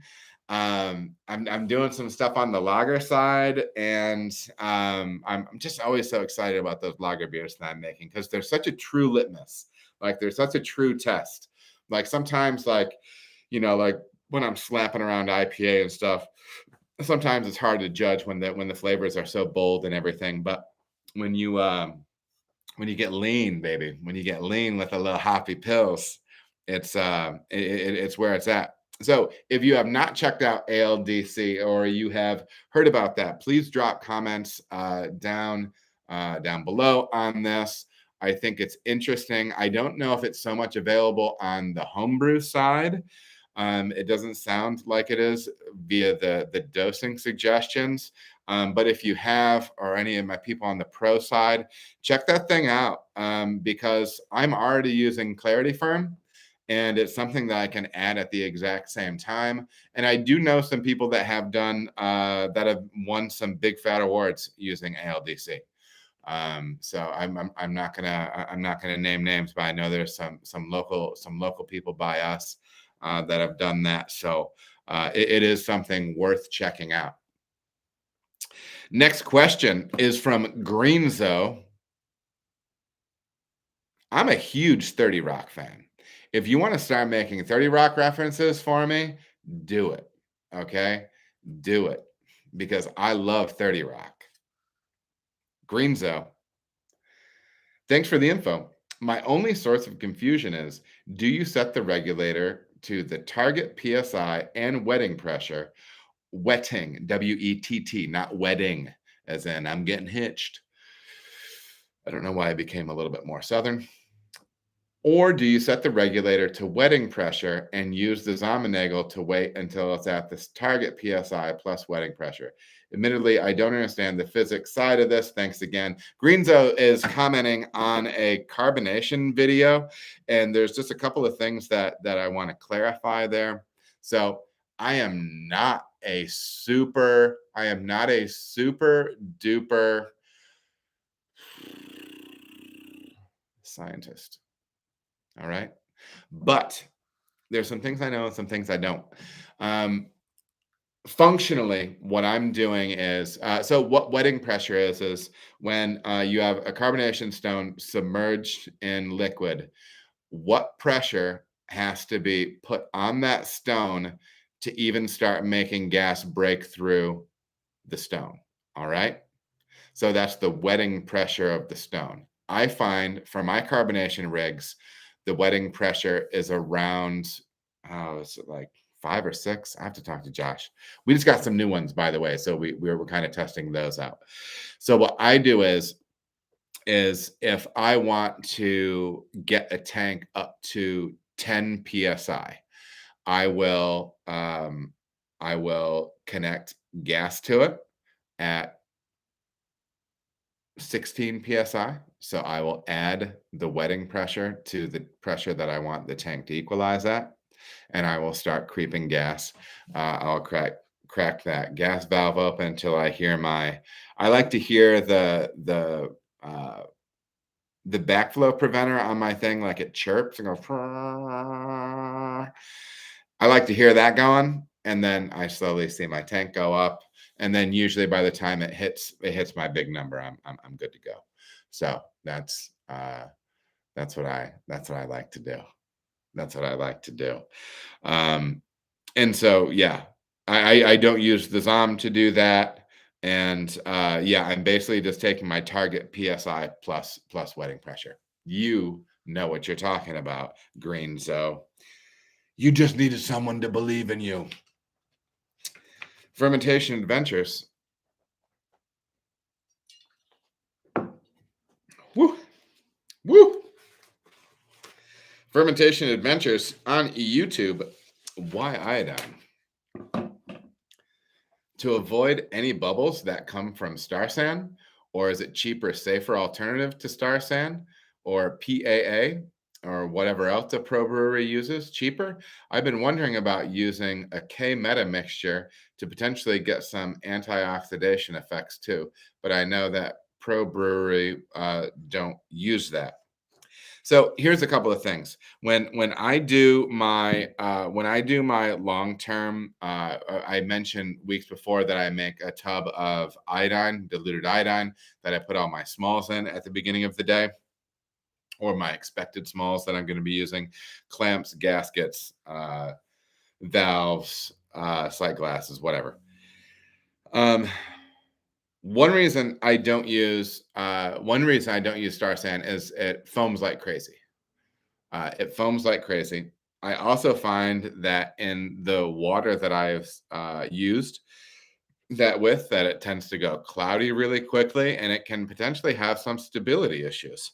What do you mean stability issues, Adam? I'm glad you asked. Taken from 5 Star. Star Sand is an EPA registered sanitizer and must be used immediately. We do not recommend using it if it has been in solution longer than an hour. Now, that may be some legalese stuff that they have to say, and maybe it is active longer than that, but that is another thing. And it's slippery, and it gets cloudy when you have hard water, as I mentioned before. So I have hard water. So for me, it would be cloudy and foamy and slippery. And so if I'm getting it on the floor, it could be a little bit slick, and it is more slick than iodine. Um, and it might be hard to dig around and find my parts. I don't know a ton of folks on the pro side that use it. I do know some folks that use it for different applications here and there, but I don't tend to use that one. The iodine for me is it stays clear. I can see things. It doesn't foam near in the way that Star Sand does. And yeah, I'm comfortable with it. So that's why I'm doing what I'm doing right there. And there's potentially some long term or some storage issues. Now, I do remember a while back saying or hearing that when you make a Star San solution out of RO water that is far more stable. But you may want to check on that or whatever, or whatever. I believe it was an old interview with the 5-star big wig, whoever that guy is. Next question comes from Nay Bliss on YouTube. Could you help explain the benefit of using iodine for part soaking over PAA? The previous head brewer here at my brewery used to use one of our tanks as an iodine storage tank. Interesting. Prior to bottling runs, and the damage he caused to the internal surfaces of the FV are insane. It's been pitted beyond ever using again, which leads to my hesitation to use it. And my preference for using PAA for soaking parts. A few things. I don't use PAA for soaking parts because multiple things. I'm very comfortable using iodine. It's low odor. It doesn't bother my skin. It's pretty dependable. That's why I use it there. Why I would not want to do that with PAA. I think that stuff smells like death. Undiluted, obviously, it smells like crazy. Like, to me, it's just like the most powerful salt and vinegar chips on earth. And then I don't like the idea of my hands in and out of it. I know if I get and I'm gloved up, but listen, sometimes it gets over the glove, different things. You see me, I wear gloves. Okay, so don't get on me about my PAA. Or wait, is PAA? Is PAA PAA? What are the things I'm supposed to be wearing to keep me safe? Is that also PAA? I don't know. Listen, don't get me going too far. But yeah, I think it would be harsher on my skin. And like I said, it smells bad. And yeah, OPP.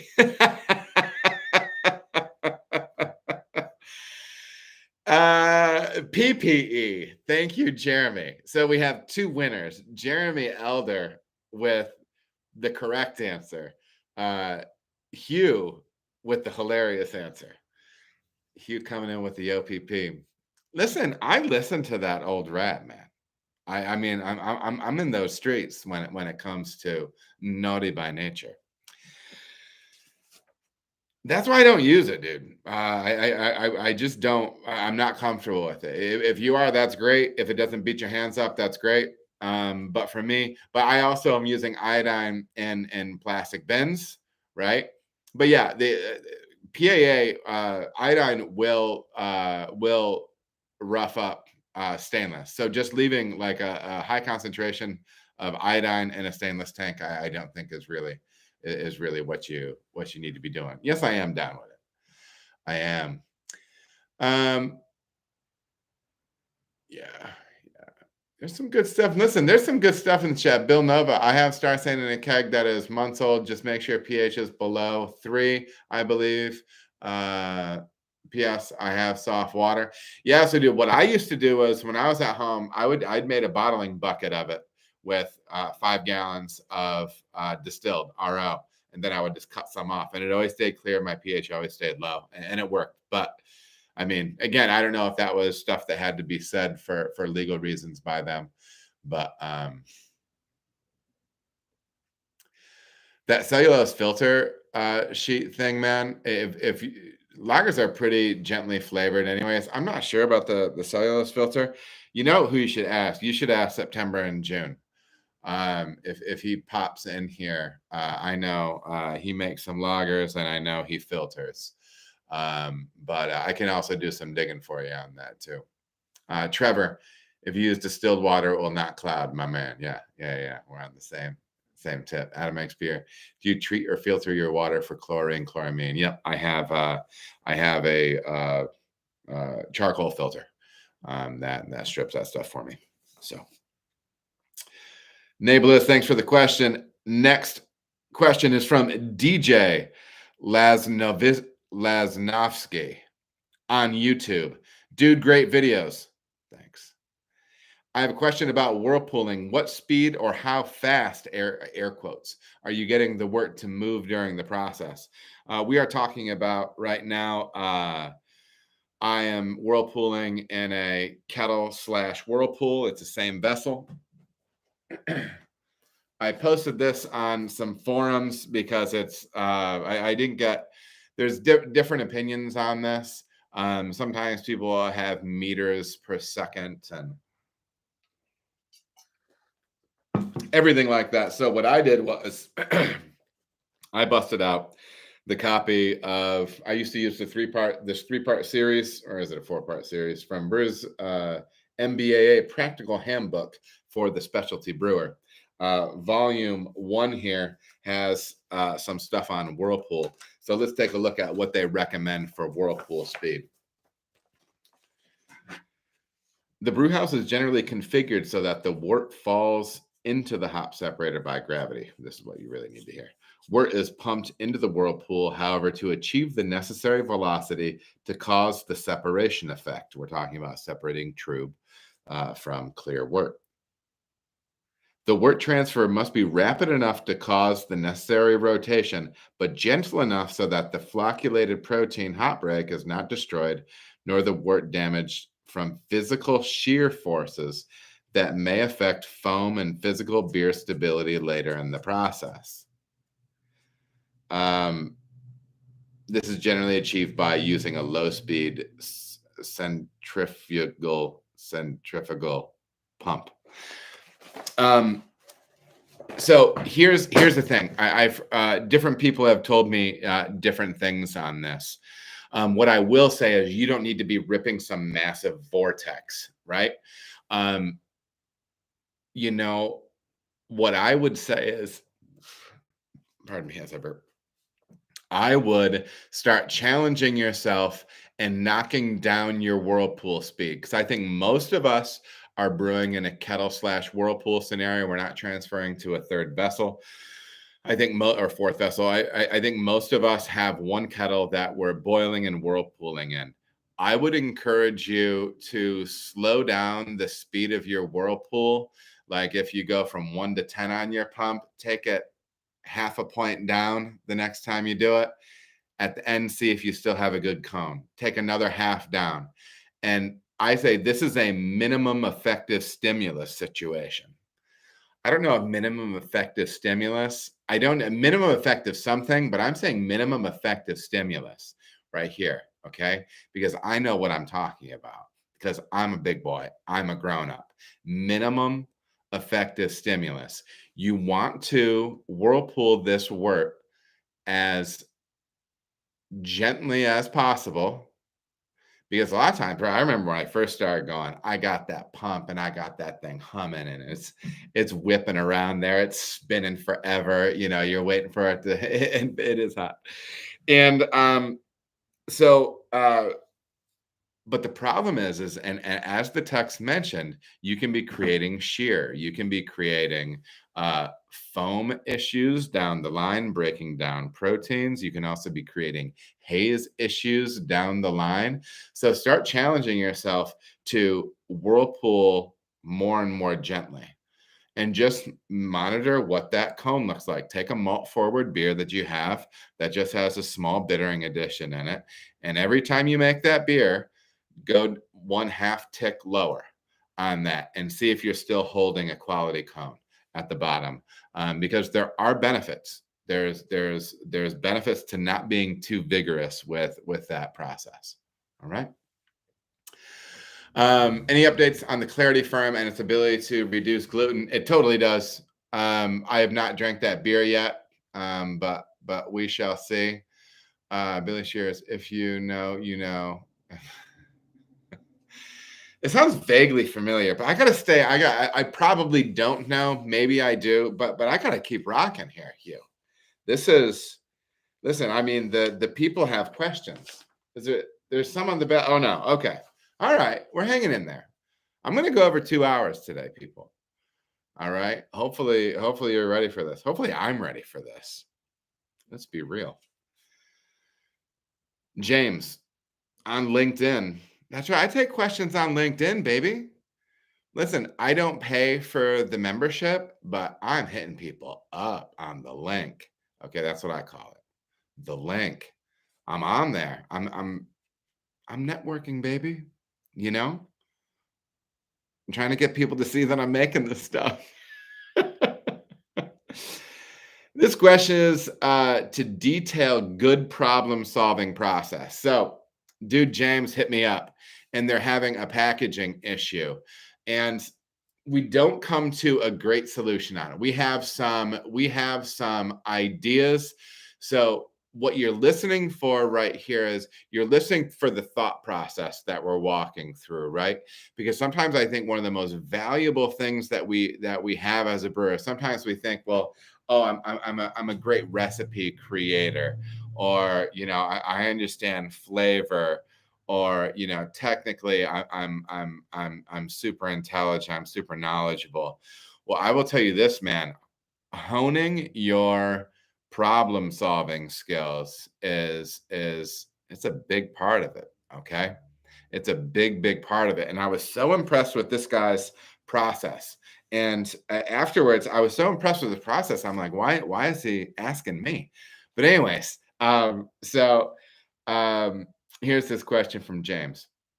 I hope you don't mind the random message, but I have a Q&A question that's driving me crazy. Full disclosure, I'm not a brewer, just an operations guy. Haha. Don't say just an operations guy. We have had issues with a hazy pail of ours turning gray, which we presume to be oxidation. Probably correct, right? I'm working on troubleshooting our packaging process, but was wondering if you've heard of this happening at all with hazy styles. I have. We're a really small team for as much beer as we produce, so I'm trying to get creative with my troubleshooting. Thanks a ton. I asked him what he was using for sanitizer because, as we were talking about before, you can oxidize with an oxidizing base sanitizer. And there's multiple places that you can be catching oxidation. You could be catching in the bright tank. You could be catching it on the canning line itself. And so we're trying to figure out, okay, so is it like a batch wide thing? Is it just every other can? He says, thanks for the reply. We use Burke Ox, which I'm assuming is an oxidizing sanitizer. We're only seeing this in intermittent cans, not batch wide. Okay, so this means that we're probably looking at something on the canning line. So we can eliminate the bright tank. All of the retained samples we kept have tested fine as far as DO. We have yet to pull a can for testing that has had any issues, but we've received 3 complaints from the market. I think it's all been cans so far. My basic deductive reasoning tells me that it's a random seam issue, either related to the equipment or the can's ends, or can/ends.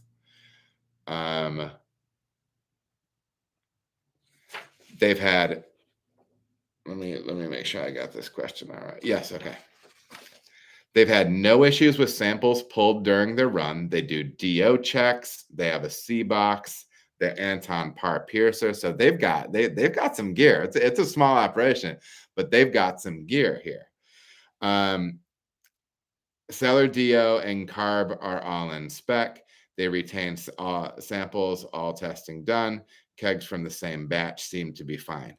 So you can see how he's listing all the process points where this stuff can be popping up, right?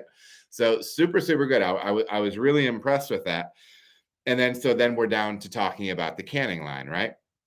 And then so I said, so all right, so what are you using on sanitizer for your canning line? Are you rinsing your cans with city water, with an oxidizing sanitizer, with a non-oxidizing sanitizer, sometimes with like these like sanitizing gases or whatever kind of gases or whatever there's a lot of things people use. Um, and I told him, ultimately what you might be looking at here is if you haven't canned before, um, if you ding those little lips on those cans at all, you can be screwing up your seal. It's really a fussy little thing. Sealing cans is not easy, and it's something you really need to stay on top of. And it's not like every time you have a bad seal, you're going to see beer bubbling out of it. It's not necessarily like that. I mean, so ultimately, we kind of came to the conclusion he's going to keep hunting stuff, but we're looking for some stuff potentially on the physical side, because there was nothing sanitizer wise on the canning side that would suggest an issue like that, and it all just kept pointing back to the can. So hopefully hopefully you found that worthwhile, just the discussion we had on it, because I do like the process. You can see he was thinking about everything right down the line, and I think that's the way we have to think as brewers. When a problem pops up, we have to get used to that problem solving process, right? What's the next thing? What's the next thing? What's the next thing? And I often do that with brewer friends. People I hit up, some of the people that I've had on, that I've interviewed and am going to interview in the future. The first brewer interview I did, Rock Van Meter, we talk beer. Andy Gallagher, we talk beer. Chris Schneff, we talk beer. Bill Gerds, we talk beer. So hit those people up because they help to build your process out, right? So anyways, hopefully that's of some value for you, because I wanted to share it. All right. Next up is, from me. How am I surprised? I wrote these down. Adam Makes Beer on YouTube. Hey, Adam. Love the show. Let's talk about cone shaving. It's going to be the third time I am bringing up the Craft Beer Brewing podcast, and now part 2 interview that they did with Vinny et al. If you have not listened to it, you need to listen to it. You need to do this stuff, okay? You need to listen to that because it's just too good. And cone shaving is, they were saying that they were dumping the cone 24 hours post yeast pitch or post brew day, on their hop forward beers, because they felt as if they were getting some hop particulate, hop oils in that were potentially glomming onto protein, glomming onto dead yeast cells, and settling into the bottom of the cone. And so they are going in at like 12 hours, 18 hours, 24 hours, and shaving or dumping the bottom off that cone.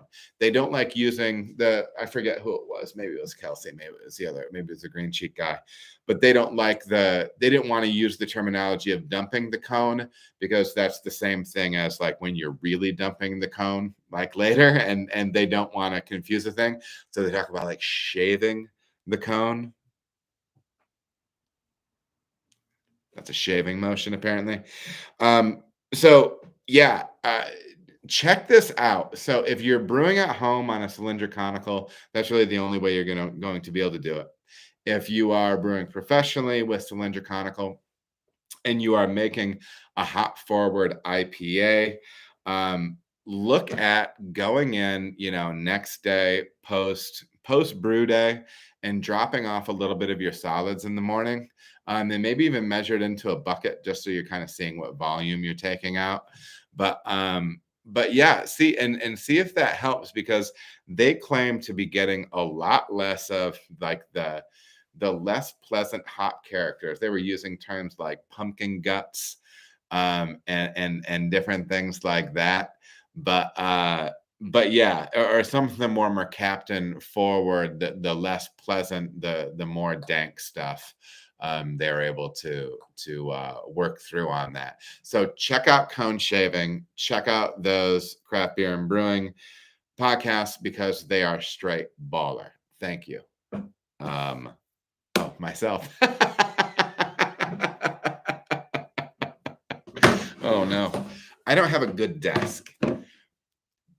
This is, someday you'll see behind the scenes, because this all looks this is like a palace. You think I'm in the Taj Mahal. But no, this is just the TV room, man. It's all a mess over there. There's probably a diaper, dude. It might be mine. I wanted to answer a real question. K Brown in the chat, how do you submit questions to Adam? Follow me on Instagram, Adam Makes Beer on Instagram, or become a subscriber to the channel. I mean, just subscribe. Now, I'm not talking about paid membership. Subscribe, and you will see when I post. I post community posts, which will just be a picture of me, or increasingly my head on somebody else asking for questions. But I'll post that stuff on all my social media channels. So on YouTube, I'm Adam Mills, Adam Makes Beer. You can probably find it like that too. Instagram, Adam Makes Beer. LinkedIn, Adam Mills. Stuff like that. So find me out there on the internet. Probably the easiest thing is just YouTube, because I mean you're already on here. But yeah, that would be a good way. Good question, Adam. Dude, what's the deal? Bob Vance on YouTube. They're keeping up with all my Bob Vance refrigeration. Bob Vance refrigeration.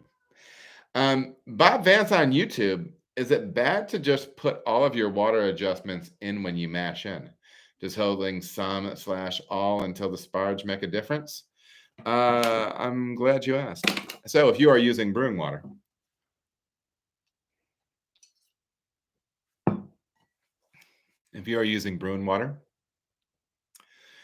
it will break down your mash salt and acid and your sparge salts and acid.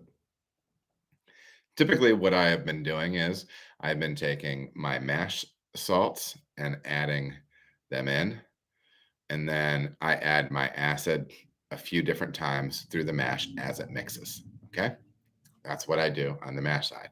For the sparge side, I usually would take those salts and spread it over the top of the mash, and then I do the squirt bottle of death, the pH squirt bottle throughout the sparge. But now I'm still using the pH squirt bottle, and I'm still doing just dumping them in kind of as we go through the first one, through the mash. But what I have been doing lately, which is it's a little bit sassy. I've been adding, rather than throwing the salts in the sparge, I've been throwing the salts right into the kettle. So yeah, I mean, I'm getting wild. So does it make a difference? No, just as long as you have the salt and acid that are meant for the mash go into the mashing, and then on the sparge side, you try to either bulk adjust the pH down with your acid, or try to spread it throughout the course of the sparge. Check out my brew days; you'll see me doing that in more detail. And then you can add either the sparge. You don't want to add all the sparge salts or the sparge, obviously the acid either, into the mash, because it'll mess up your numbers. You don't want to do that. But yeah, the stuff that says for the sparge, the salts and acid, the salts can actually just go into the kettle or the mash. But you definitely want the acid going in either as a bulk adjustment for your sparge water, or as kind of throughout the process. And that's why I'm using spray bottle. All right. Bob Vance, tell Phyllis I said what's up. Next question comes from Scott Crosby. Do you sanitize your tri-clamps?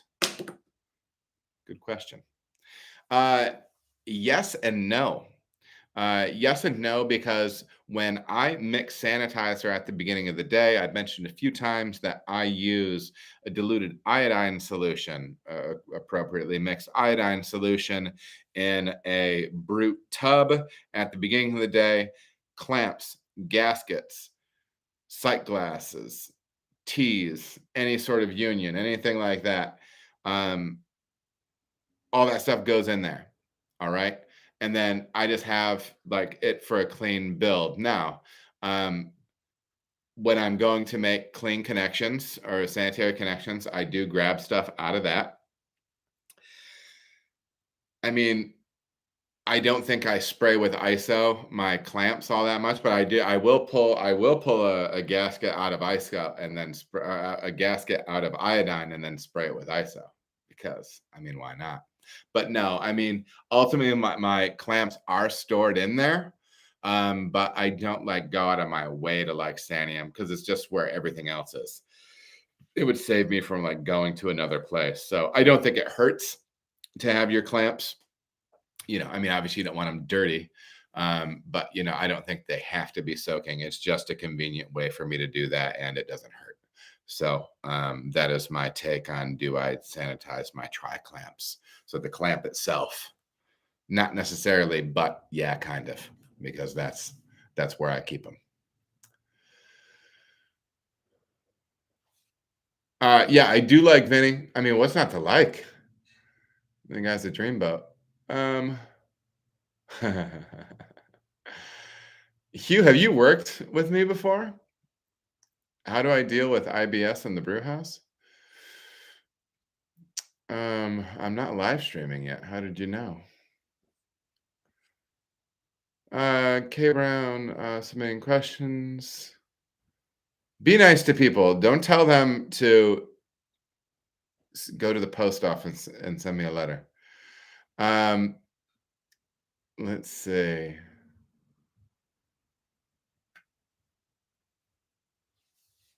Or the one from tomorrow, please. What are you talking about, dude? Jacob 20. What are you talking about? Bro, Hugh, you're on one tonight. Did you see that? Or the one from tomorrow? I don't know what you're talking about, Jacob. Some brewers lower their pH before knockout to get the lager pH down. Was wondering the procedure for doing it. 15. Yeah, hey, K Brown. We've been doing that. And so K Brown, question from K Brown. Some brewers lower their pH just before knockout to get their lager pH down below 5. Wondering the procedure for doing it on 15 to 17 barrels on knockout. You don't have to be sorry, dude. We're all having fun. K Brown, yeah, good question. So we are doing that. And if you want to, you might see your kettle pH. I mean, maybe your kettle pH is like 5.2, 5.4, who knows, at the beginning of the boil or even toward the end. If you do, we'll take a pH measurement, and then we will add phosphoric acid to it, like even during the whirlpool. So we'll drop pH at whirlpool even. So I would start low and then move up. I can't give you volumes because your water is going to be different than mine, and it will have different buffering capacity.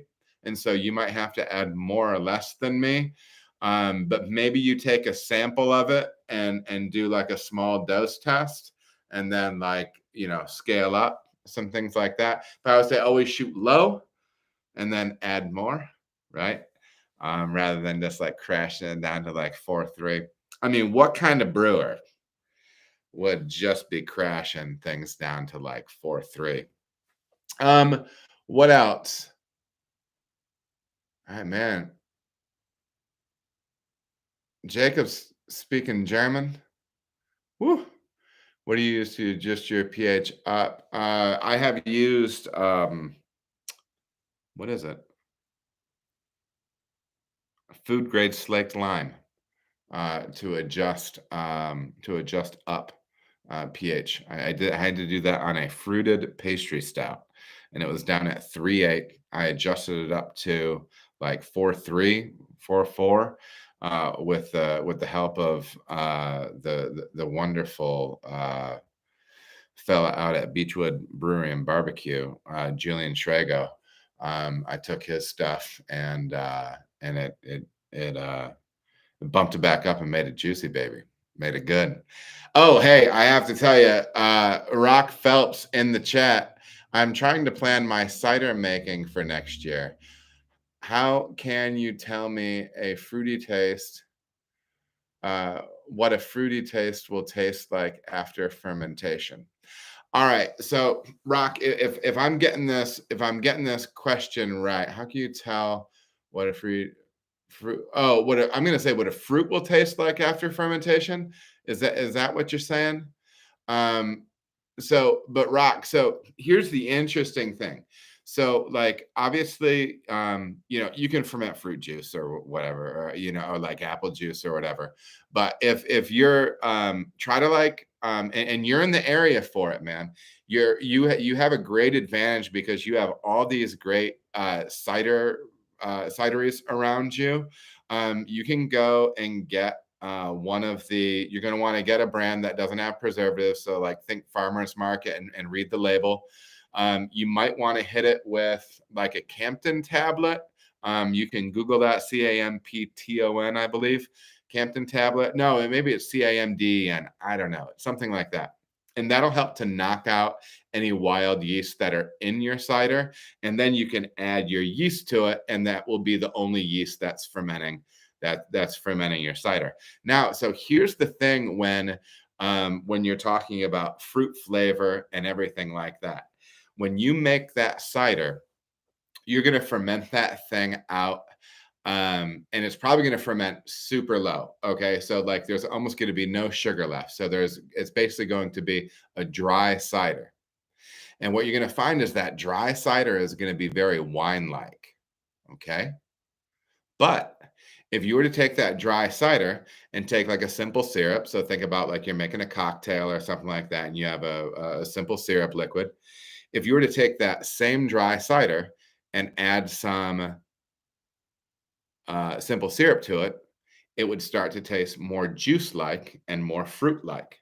Okay. So that's the role that sweetness can play in fermented beverages. Sweetness can be this magnifier, right? So in this case, because the medium is fruit, the drier it is, the more wine like it'll be, but the sweeter it is, the more juice it tastes like. Okay. So you might be looking at messing with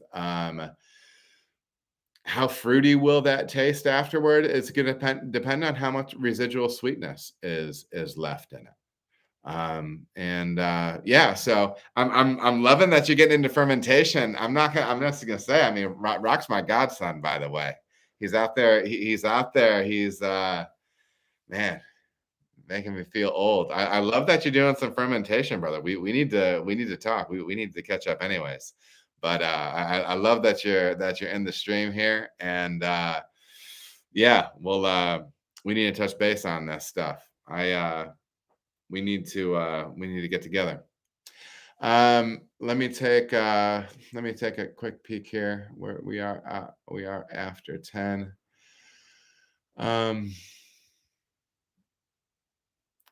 Middle through coming in late, but water chemistry still obscure to me. Wish I paid attention back in high school.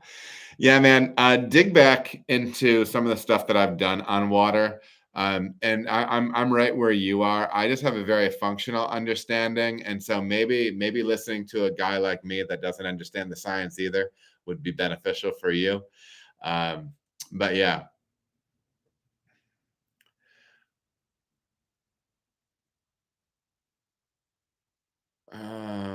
let's see.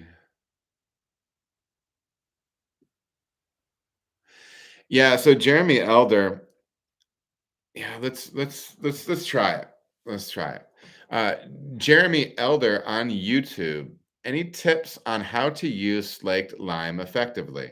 I have a hef that fermented low, so the pH went down to 3.7. The pH went down to 3.7.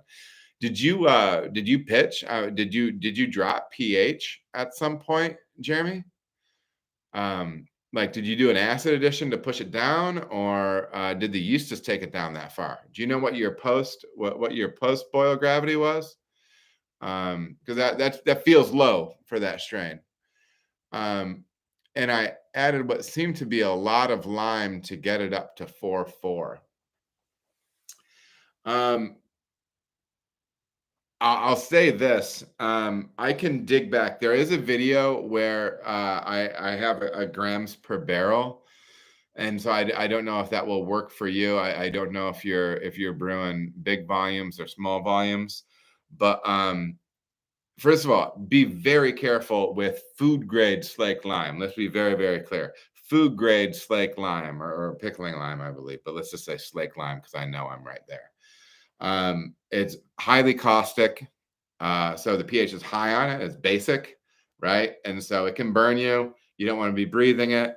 Um, there's a process for making lime water. And so what we did was we took water off of the hot liquor tank. So it was hot, it was, clean, from a microbiological standpoint.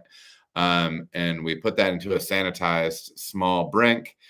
We added the slaked lime to it there, stirred it around, let it rest, and then we pushed it in line with the transfer of the beer that needed to be adjusted up from one tank to another. And and that's what we did. But be very careful with it. Do some serious reading on it. Google. And my understanding is a little goes a long way with it. So yeah, that was just my take. But hopefully it improved it by bumping it up to 4.4. Um, yeah, no, man. Hey, listen, if you're yeah, I mean that works for me. Um, Post boil was 5.4 and it went down to 3.7. I was raging. Yeah, I wonder if I wonder if that one is a bit more of an acid producer. I've got some questions for some people. I'm looking forward to talking beer this coming week. There was one other thing that I wanted to answer. We're going human connection question. Okay, let's connect a little behind the scenes. What do you listen to in the brew house when you brew? From Hugh, it's me and young Josh back there, big rig Josh, big Josh Halpert, and on different days, different things, man. Sometimes we put on instrumental jazz, like coffee house jazz. Sometimes we have nice coffee house jazz mornings. Um, Josh almost never uses the speaker. And so we listened to the other day we had a doo-wop station on. Sometimes we'll listen to Amy Winehouse. I love Amy Winehouse, and I'm not even joking. I love Amy Winehouse. I listen to a lot of rap.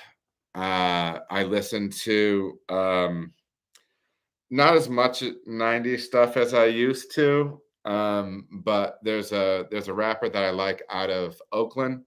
His name is Bamboo, Bambu.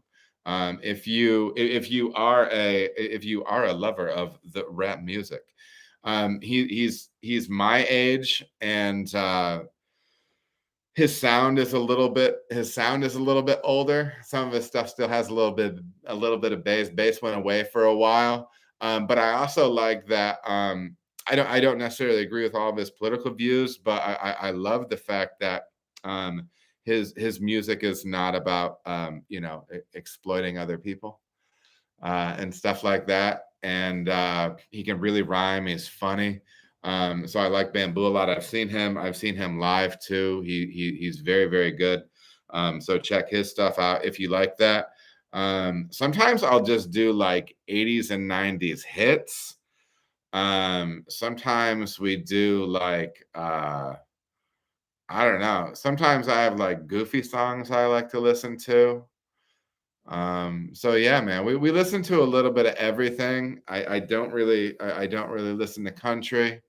Um, Sometimes, I mean, yeah, it's a little bit of everything. I like some weird stuff. I like some like I'm a big Smiths Morrissey fan. I like Rufus Wainwright.